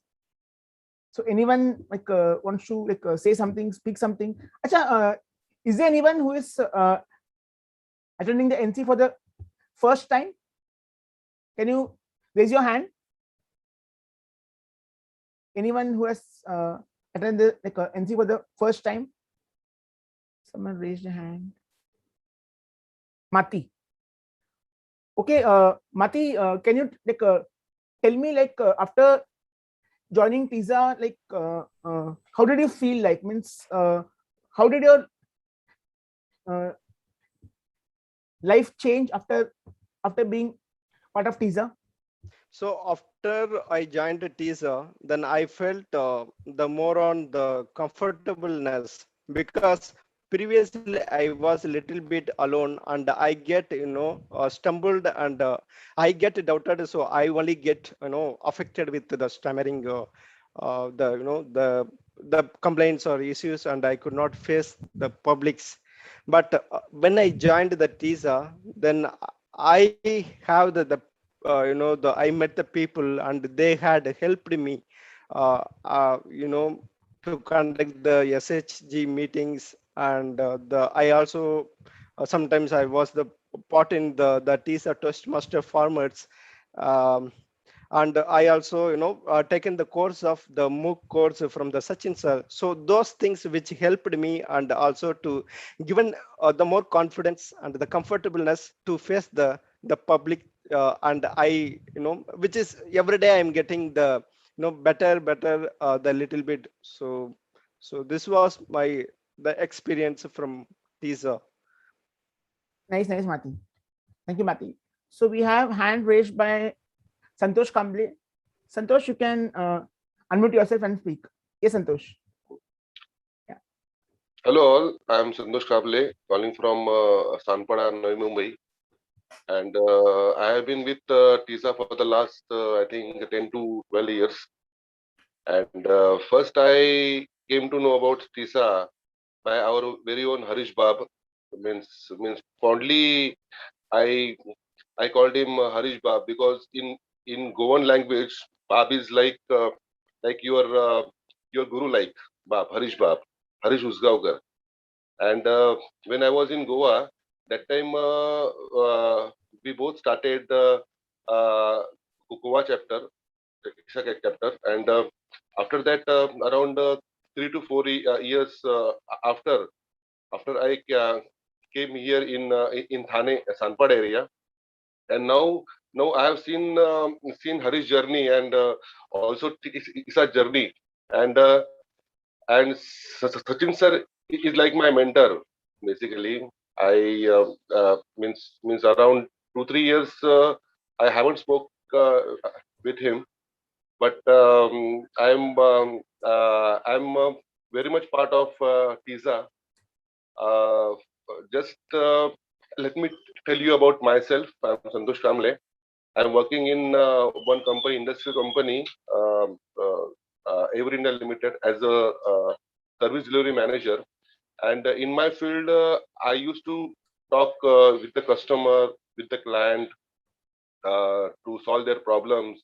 And also, I have around 7 to 8 engineers with me, so I have to interact with them a lot.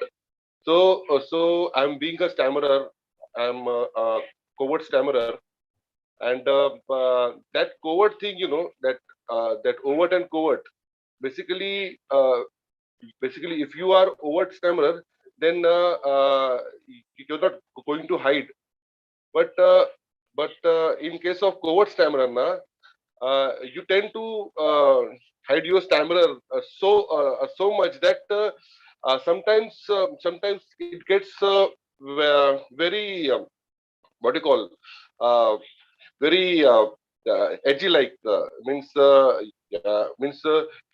going to think like you are not a stammerer, you are a fluent, but all of a sudden something came up and you just start stammering.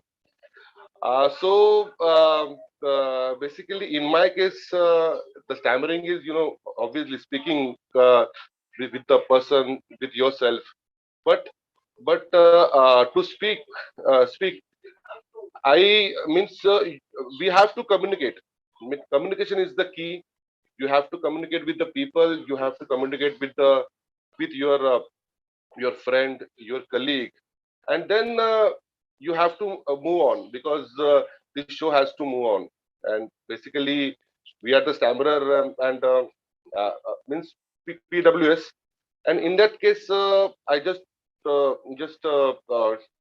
want to share that we are the bravest person on whole earth who can do miracles, and we are the one who always means day to day life, we are going to struggle, we are going to fight with ourselves, we are going to fight with the whole world. So we have to change our attitude, basically. And for me uh, TISA is like my second family, and Harish Bab is always in my heart. And I just want to end up, basically, my daughter, she is around means she's in ninth standard, and now she gone to her class. She also stammer, but the attitude she got at that age, means 14 years, that attitude I'm also not having, because she's so full of life, and she write a blog and all. She sing, she plays some guitar chord, like like she used to learn guitar. So life is very good, and basically 1% of your life is just mean stammering is just less than 1%. And if we are not going to if we are not seeing that 99% of our whole large life and all. So I just want to sing. Means I'm not a good speaker, but I just want to sing one song. Uh, जब कोई बात बिगड़ जाए, जब कोई मुश्किल पड़ जाए, तुम देना साथ मेरा तो हम नवा, न कोई है न कोई था जिंदगी में टिसा के सिवा, तुम देना साथ मेरा तो हम नवा. Thank you, Nikhil. Thank you, everybody. And I love you so much. Thank you. Back to your host. Back. Thank you so much, Santosh. Thank you so much for throwing light and for your wonderful speech and enlightening us so much. Thank you so much. Thank you.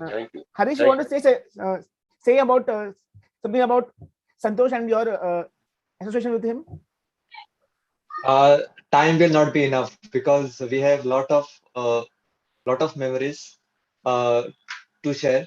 So we traveled from Goa to Pune for the workshop, and during the entire journey we exchanged a lot of things, and in that in that moment, right, he I also happened to say that you feel like the big brother. So we were so close at that time. We still are close. We Even if we are far apart, we do make a point that we are still in touch. And when he was leaving Goa, I still remember that day I visited his place. I still remember the puran poli which I had. It's very tasty. It was very tasty. Wonderful human being, wonderful family, and I think what else to say? Just keep growing, and all the best to you. Thank you, Harish. Thank you. So nice. So nice. Thank you. Wonderful. Thank you. So I like golden associations. Yeah. Certainly. Yeah. Thank you, Harish. Thank you, Santosh. Next, we are having Akansha is going to sing a song. We all know that she's a very good singer. Yeah, she's going to sing a song. Yeah. Akansha, you can sing. Yeah, you can continue. Thank you so much. Well, I think after Santosh ji singing, my song will not be good enough with the emotions that he sang the song. It was incredibly good, but still I'll try my best. So this song really enjoy it. It is one of the song that reminds me of my childhood.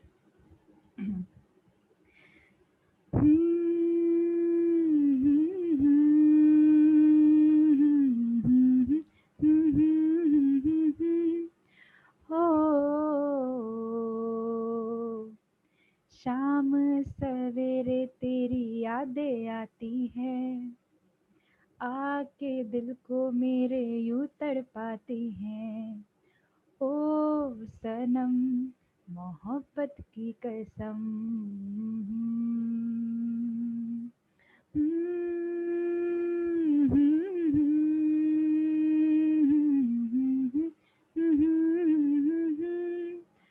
हो मिलके बिछड़ना तो दस्तूर हो गया, यादों में तेरे मजबूर हो गया। ओ सनम तेरी यादों की कसम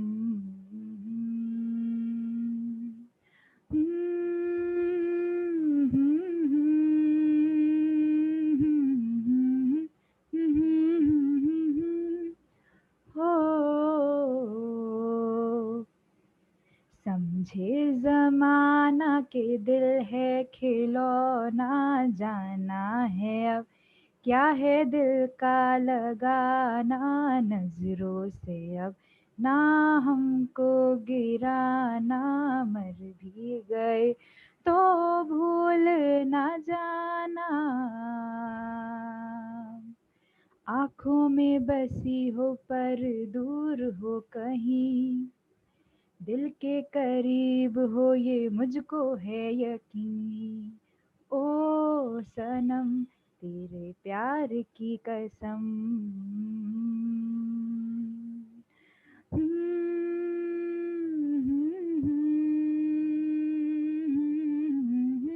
हो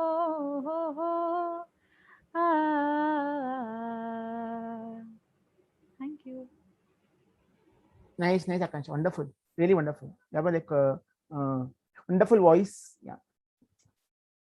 Thanks. So anyone like who wants to perform like anything like singing or poem, anything you want to perform? So it's a like open platform. Can just join in and perform. We are no one is going to judge you. It is your stage. It is your platform. Anyone wants to like sing anything, want to do mimicry, anything? Okay, so now we are going to have Aditya Agarwal. Aditya, you're ready with your speech? Yeah, so Aditya had filled the Google form. I'll just unmute him. Just a minute, Aditya. Yeah, Aditya, you can unmute yourself. Yeah. Yes, Aditya, you can go with your speech. Yeah. Hello, everyone. Very good evening to all of you. I would be giving a speech on the topic, the silver lining. So my earliest memory with stammering was in class UKG when we had our annual function, and there was some children from smaller classes were supposed to be selected to welcome the parents when they came into the school. I volunteered for it, but I wasn't selected, and my classmates made sure that I knew that the reason was my stammer. I didn't get it completely back at that time because I was too small, but that was the first impression that I got that there is something that's not right with me. Like all PWS, I also had my fair share of ridicule in school. I wanted to do engineering, but didn't join any coaching for the entrance examination in my 11th and 12th. Any guesses why can that be?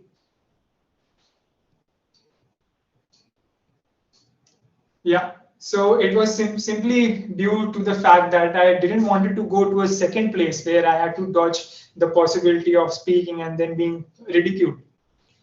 But then I was not able to clear any exam after my 12th. So with no option left, I had to join a coaching institute. But to my bad luck, the glorious opportunities of speaking in front of class were still there, and I had to still avoid them. So I used to bunk my coaching classes as well, and I used to feel extremely bad and disgusted that how will I even clear my exam if I don't sit in the class. So IIT to nahi nikla, but I was able to get into NIT Allahabad. Even there, I continue to be acting like that rat in the maze, avoiding all the speaking situations I got. But the ones I couldn't, like viva, presentation, interviews, all those were nightmare. I recall once when I took a train from college to home, I literally traveled 220 kilometers just to run away from a class presentation. That was like the highest point in my stammering escape circus. So finally, college was over, and I was able to clear the interviews for Microsoft, and I started working there in 2018. That was the most challenging phase in my life because the speaking situations were in abundance, and I couldn't avoid even one of them. Stand up, presentation, demo, meetings, anything, you name it, and it was a terrible experience for me. Fortunately, that was the same time when I came in contact with TISA during their workshop conference in Hyderabad. Uh, Although TISA didn't change my life overnight, but that was a breath of fresh air. The most amazing thing for me was meeting more PWS and realizing that I'm not alone.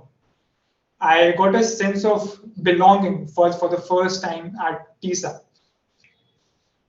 Currently, I'm working at Google, and thanks to TISA, I have a much strong and positive attitude towards my stammer. It's still a fight, but easier. So all throughout my life, stammering was this keystone problem that I had. But as the title of my speech said, that even stammering had a silver lining. As you can see that despite my stammer, I was able to achieve a set of challenging things in my life, and I'll share 4 reasons why I think that stammering had a big role to play in it, let alone be the root single cause for it. First, what is comfort zone? Yes, so I didn't knew what comfort zone was, because no matter where I reached, stammering made sure that I couldn't experience a comfort zone. Every place I had an urge and a need, like I have to work hard and prove to my peers that I am much more than my stammer. Hello, ego. So stammering rubs off your ego, and ego might have multiple negative connotations, but if you channel it in the correct way, it can do amazing wonders for you. Problems. What problems? So stammering becomes a single point of focus for us, that we become almost blind to all other problems that we have in our life and tackle them almost subconsciously. For instance, during college, I was living in a shitty hostel. I had to eat shitty food in mess, but all of that didn't matter because all my focus was towards that presentation that I had to give 6 months from now. The 1%.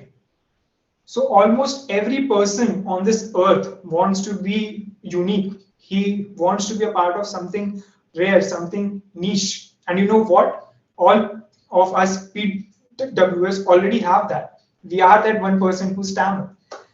It's just that we need to work hard and make sure that our life story is an inspirational one. Inspirational one. Because people draw inspiration not from the lives of those people who had everything right, and yeah, they made, like, they were able to make something out of their life. They don't relate to that story. Why?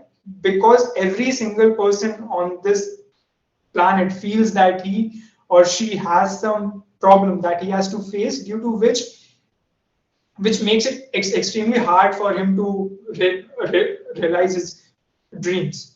So whenever they see a story where a person who had a life in encapsulating problem like stammering, and then they refused to give up and worked hard and was happy wherever they got, that is the story that people draw inspiration from, and we all should feel lucky that we have a chance to do that. Not all people have that. So in the end, I know all of the things that I said might sound very good in theory, but are might be very hard to practically exercise when we are having tough days. And I can promise you I know that better than anyone else or equally than all of you. But then this is also true that these are honest facts, and if we can try to live by them and see how do they play out for us, it might help us a little. So thanks to my stammering, I just want to say that whatever I am is like we all can say that whatever we are not, it is because of our stammering. But the truth is that whatever we are, that is also because of our stammering. Thank you. Wonderful, wonderful, Aditya. It was a really wonderful speech.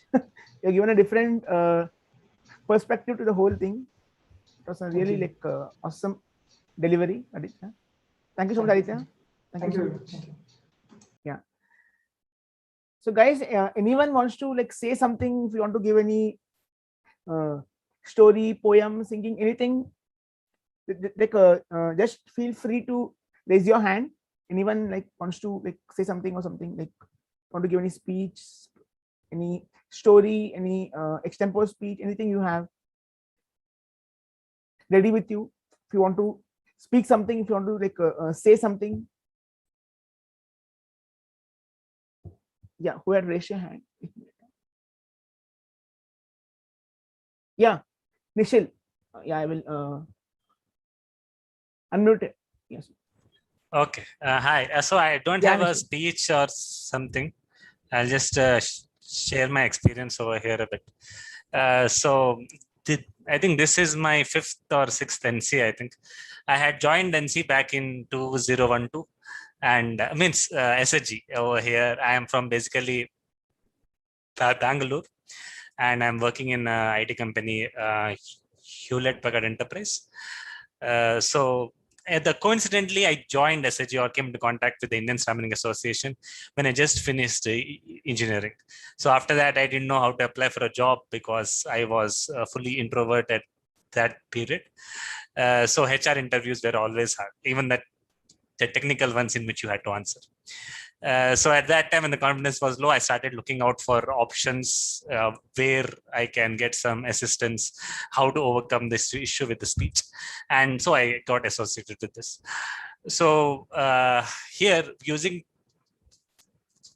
TISA, it has provided a platform to grow and interact with so many people. And I have learned so many things also because of this over here. I know Harish also from a very quite long time over here. I was just mentioning it to him, telling that Goa has a lot of good, wonderful singers there. We had a communication workshop also over there, and even NC also over there. We had that the Varun Carvalho's singing group, which had come and play for us. So it is always an exciting period to speak to a Goan or Goan influenced person over here.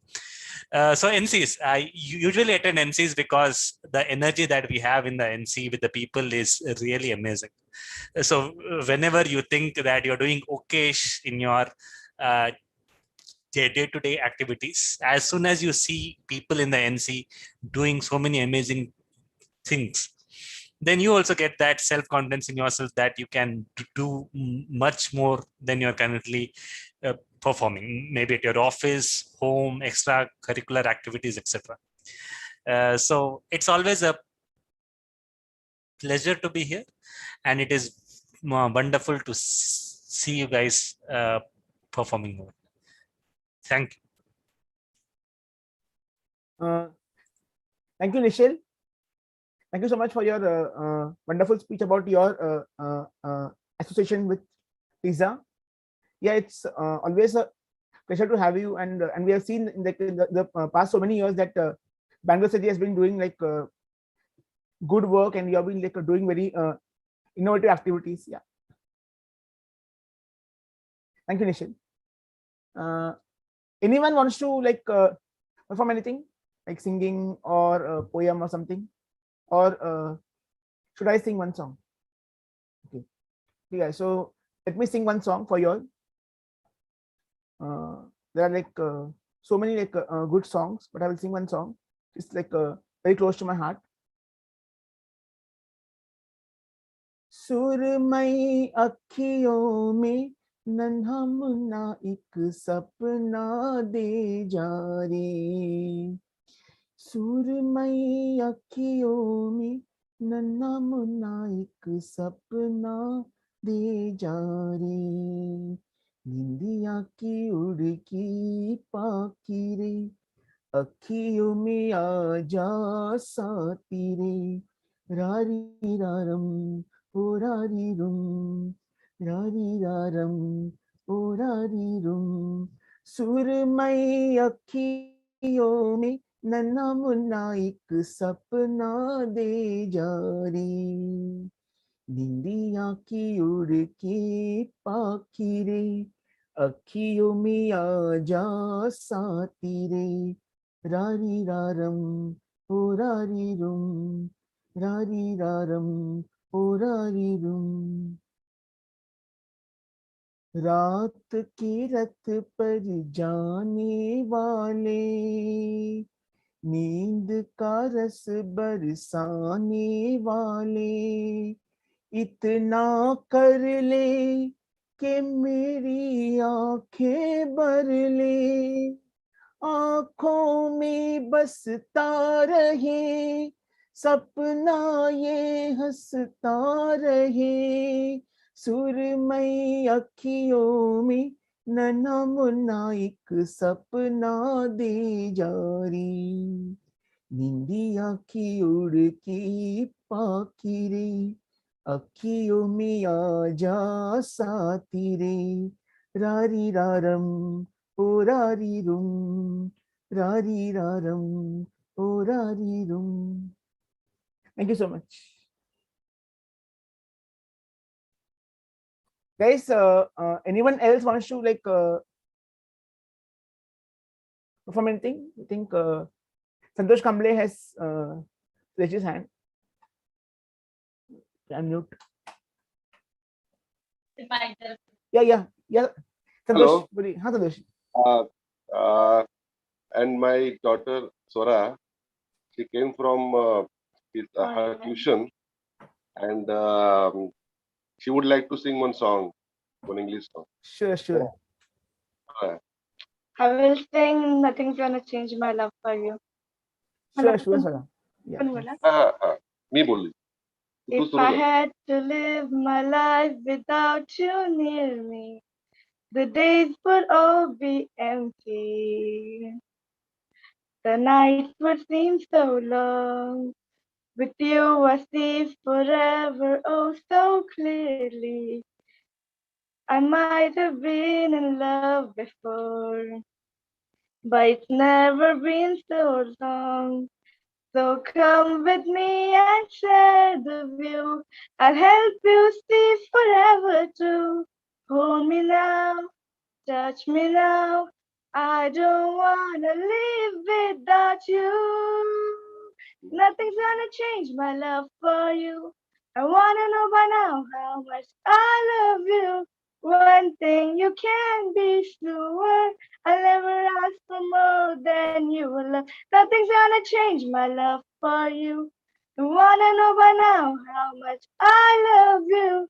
The one may change my whole life through, but nothing's gonna change my love for you. Thank you.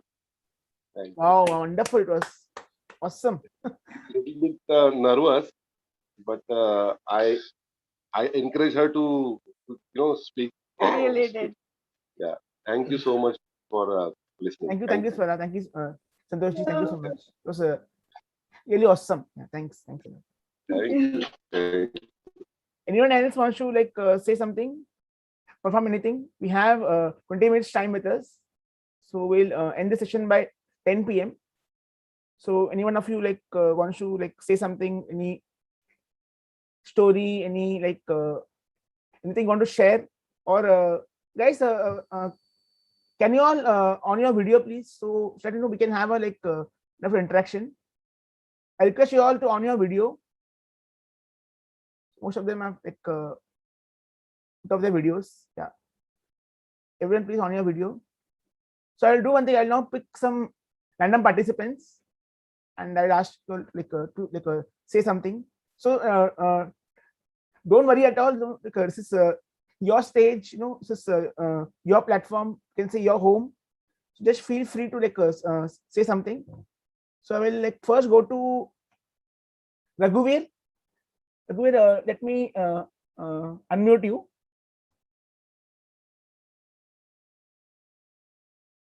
Yeah, रघुवीर, आप बोल सकते हो, आपको कुछ बोलना है तो।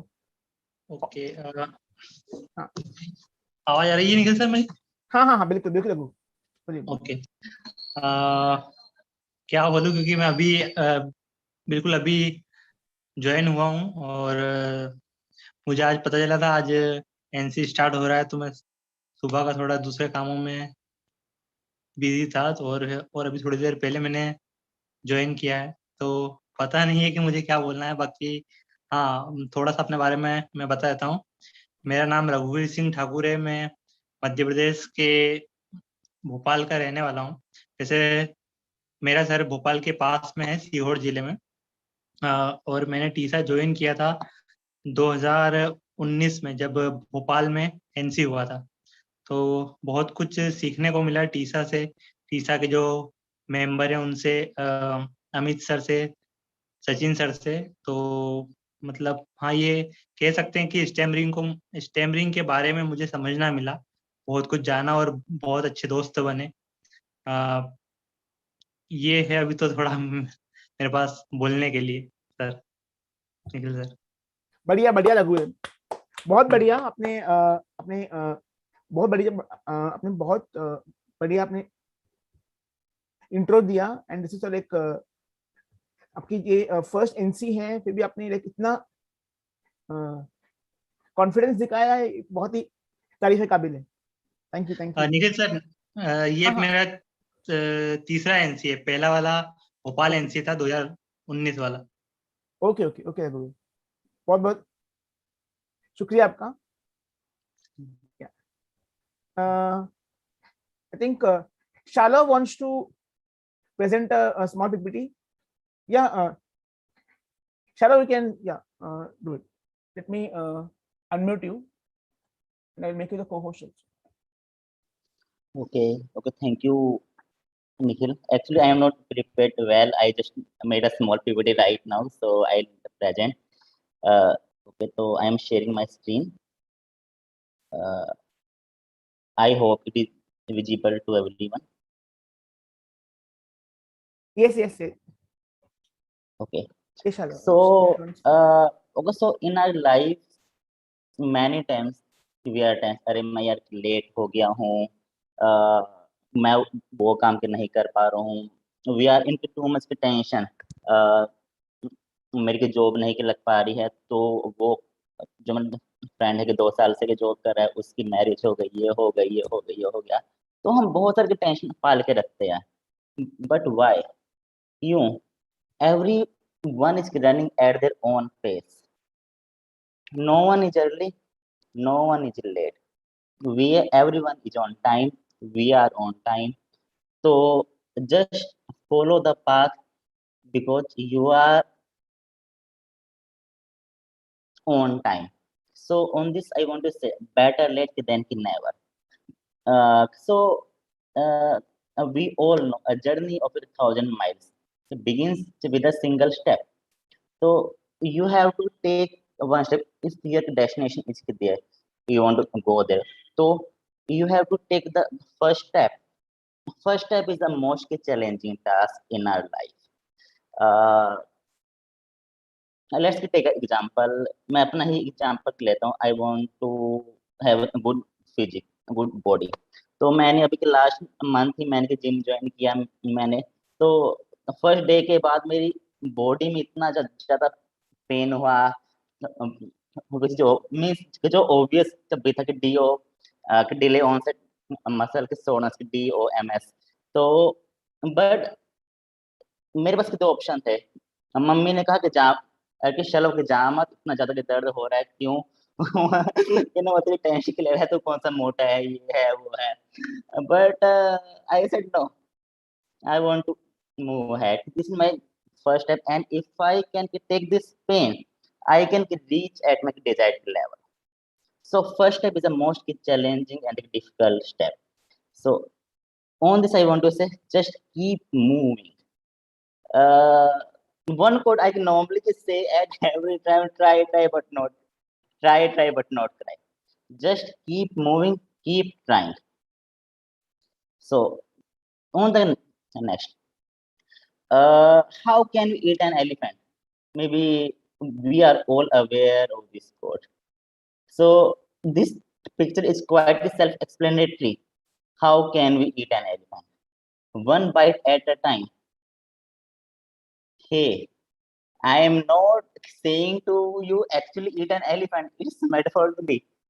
So agar if anyhow I can be able to eat a full elephant in a day or at a time, it will only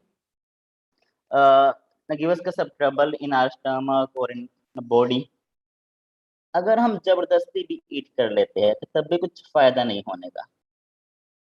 So in the same sense, a big project, we have to divide a very big project or a big task in the micro task. इस call के micro management. तो जो भी task है उसको छोटे छोटे हिस्सों में बांटते जाओ और just take one bite at a time, one task at a time. अगर बहुत सारी चीजों से अपने आप को ऑक्यूपाई कर लोगे तो कुछ भी चीज को अचीव कर पाने की मुश्किल है. मे बी लेट हो जाओ बट अपने पाथ पे के चलते रहो. I forgot the author of this book, and maybe the author is Toto Toffee. I forgot the name, and she said, uh, first take those tasks which are completely essential, and then those tasks which you can take, and the end you are doing impossible task. So just take what's necessary and then what's possible, and in no time you are doing impossible. So just keep moving, keep your small bit at every time. So on this, better late than can never. Than can never. Nature is also not an exception. Nature follows its own cycle, own path.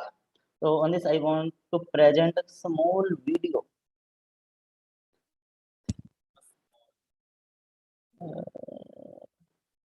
तो हम इस video में देख पा रहे हैं कि flowers Bloom हो रही है, कि नेचर अपने एक साइकिल को फॉलो कर रहा है, कि nature is not in hurry, nature अपने पाथ पे के चलती के रहती है. तो ऑन द सेम की सेंस, तो we shouldn't be in hurry. We have means everyone is running at their own pace, so just keep moving. Maybe some of you can know this handsome hunk. So any guesses? Anyone want to say who is this guy? Actually, he is the chemistry Nobel winner, and we all use smartphones, and in the smartphones there are lithium-ion batteries. So thanks to this handsome man. So at the age of 97, जब हम सोचते हैं कि अरे यार अब तो जिंदगी के कुछ ही टाइम है, बस बिता लो. So at that time, at the age of 97, इसने इन्वेंशन की and he won the Nobel Prize. तो अगर किसी सोचता क्या ही है कि 97 ईयर्स में मतलब जिंदगी जियो, मजे करो, बट अगेन कोई भी बिजनेस स्टार्ट करने की, कोई भी इन्वेंशन करने की कुछ भी एज की नहीं है. So just age is just एक नंबर. यू आर के never late, just be on your path. So in this pic there are is there any similarity? On the one side there is Rajiv Gandhi and other Narendra Modi, on the bottom Barack Obama and Donald Trump. So all have attained a supreme position in their country, whereas Rajiv Gandhi became prime minister at the age of 43,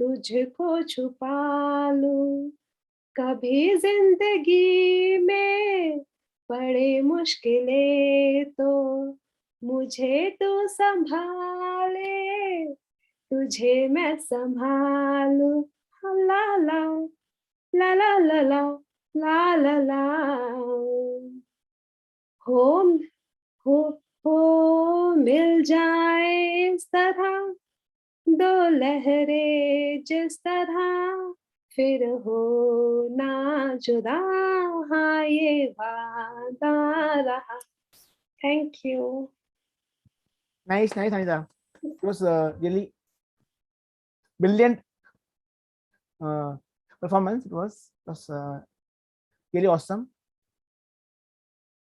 Yeah. So, guys, I think anyone else wants to go? Like we have like last few minutes left. We're going to like end the session very soon. Anyone else? So like last participant, you're going to can take it for 2 minutes. Okay, fine. Okay, then guys, like today was an like a really awesome day. Being a working day, we had like so many participants who came today, and you all participated for this national conference. ये तो बोलते ना कि ये तो शुरुआत है, आगे like बहुत कुछ है in the next 2 days. We have like so many activities which have been planned for the next 2 days. So like we're going to have like many sessions for tomorrow and Sunday, and being a like weekend, you all feel free to join for tomorrow and Sunday. So I would like to like thank everyone for joining in today's national conference first day, and so thank you to one and all. Thank you so much. So see you tomorrow, and have an like awesome weekend and a rocking weekend along with TISA. So there are like many things to come this coming weekend, and you all will enjoy to the core. Yeah. Thank you guys.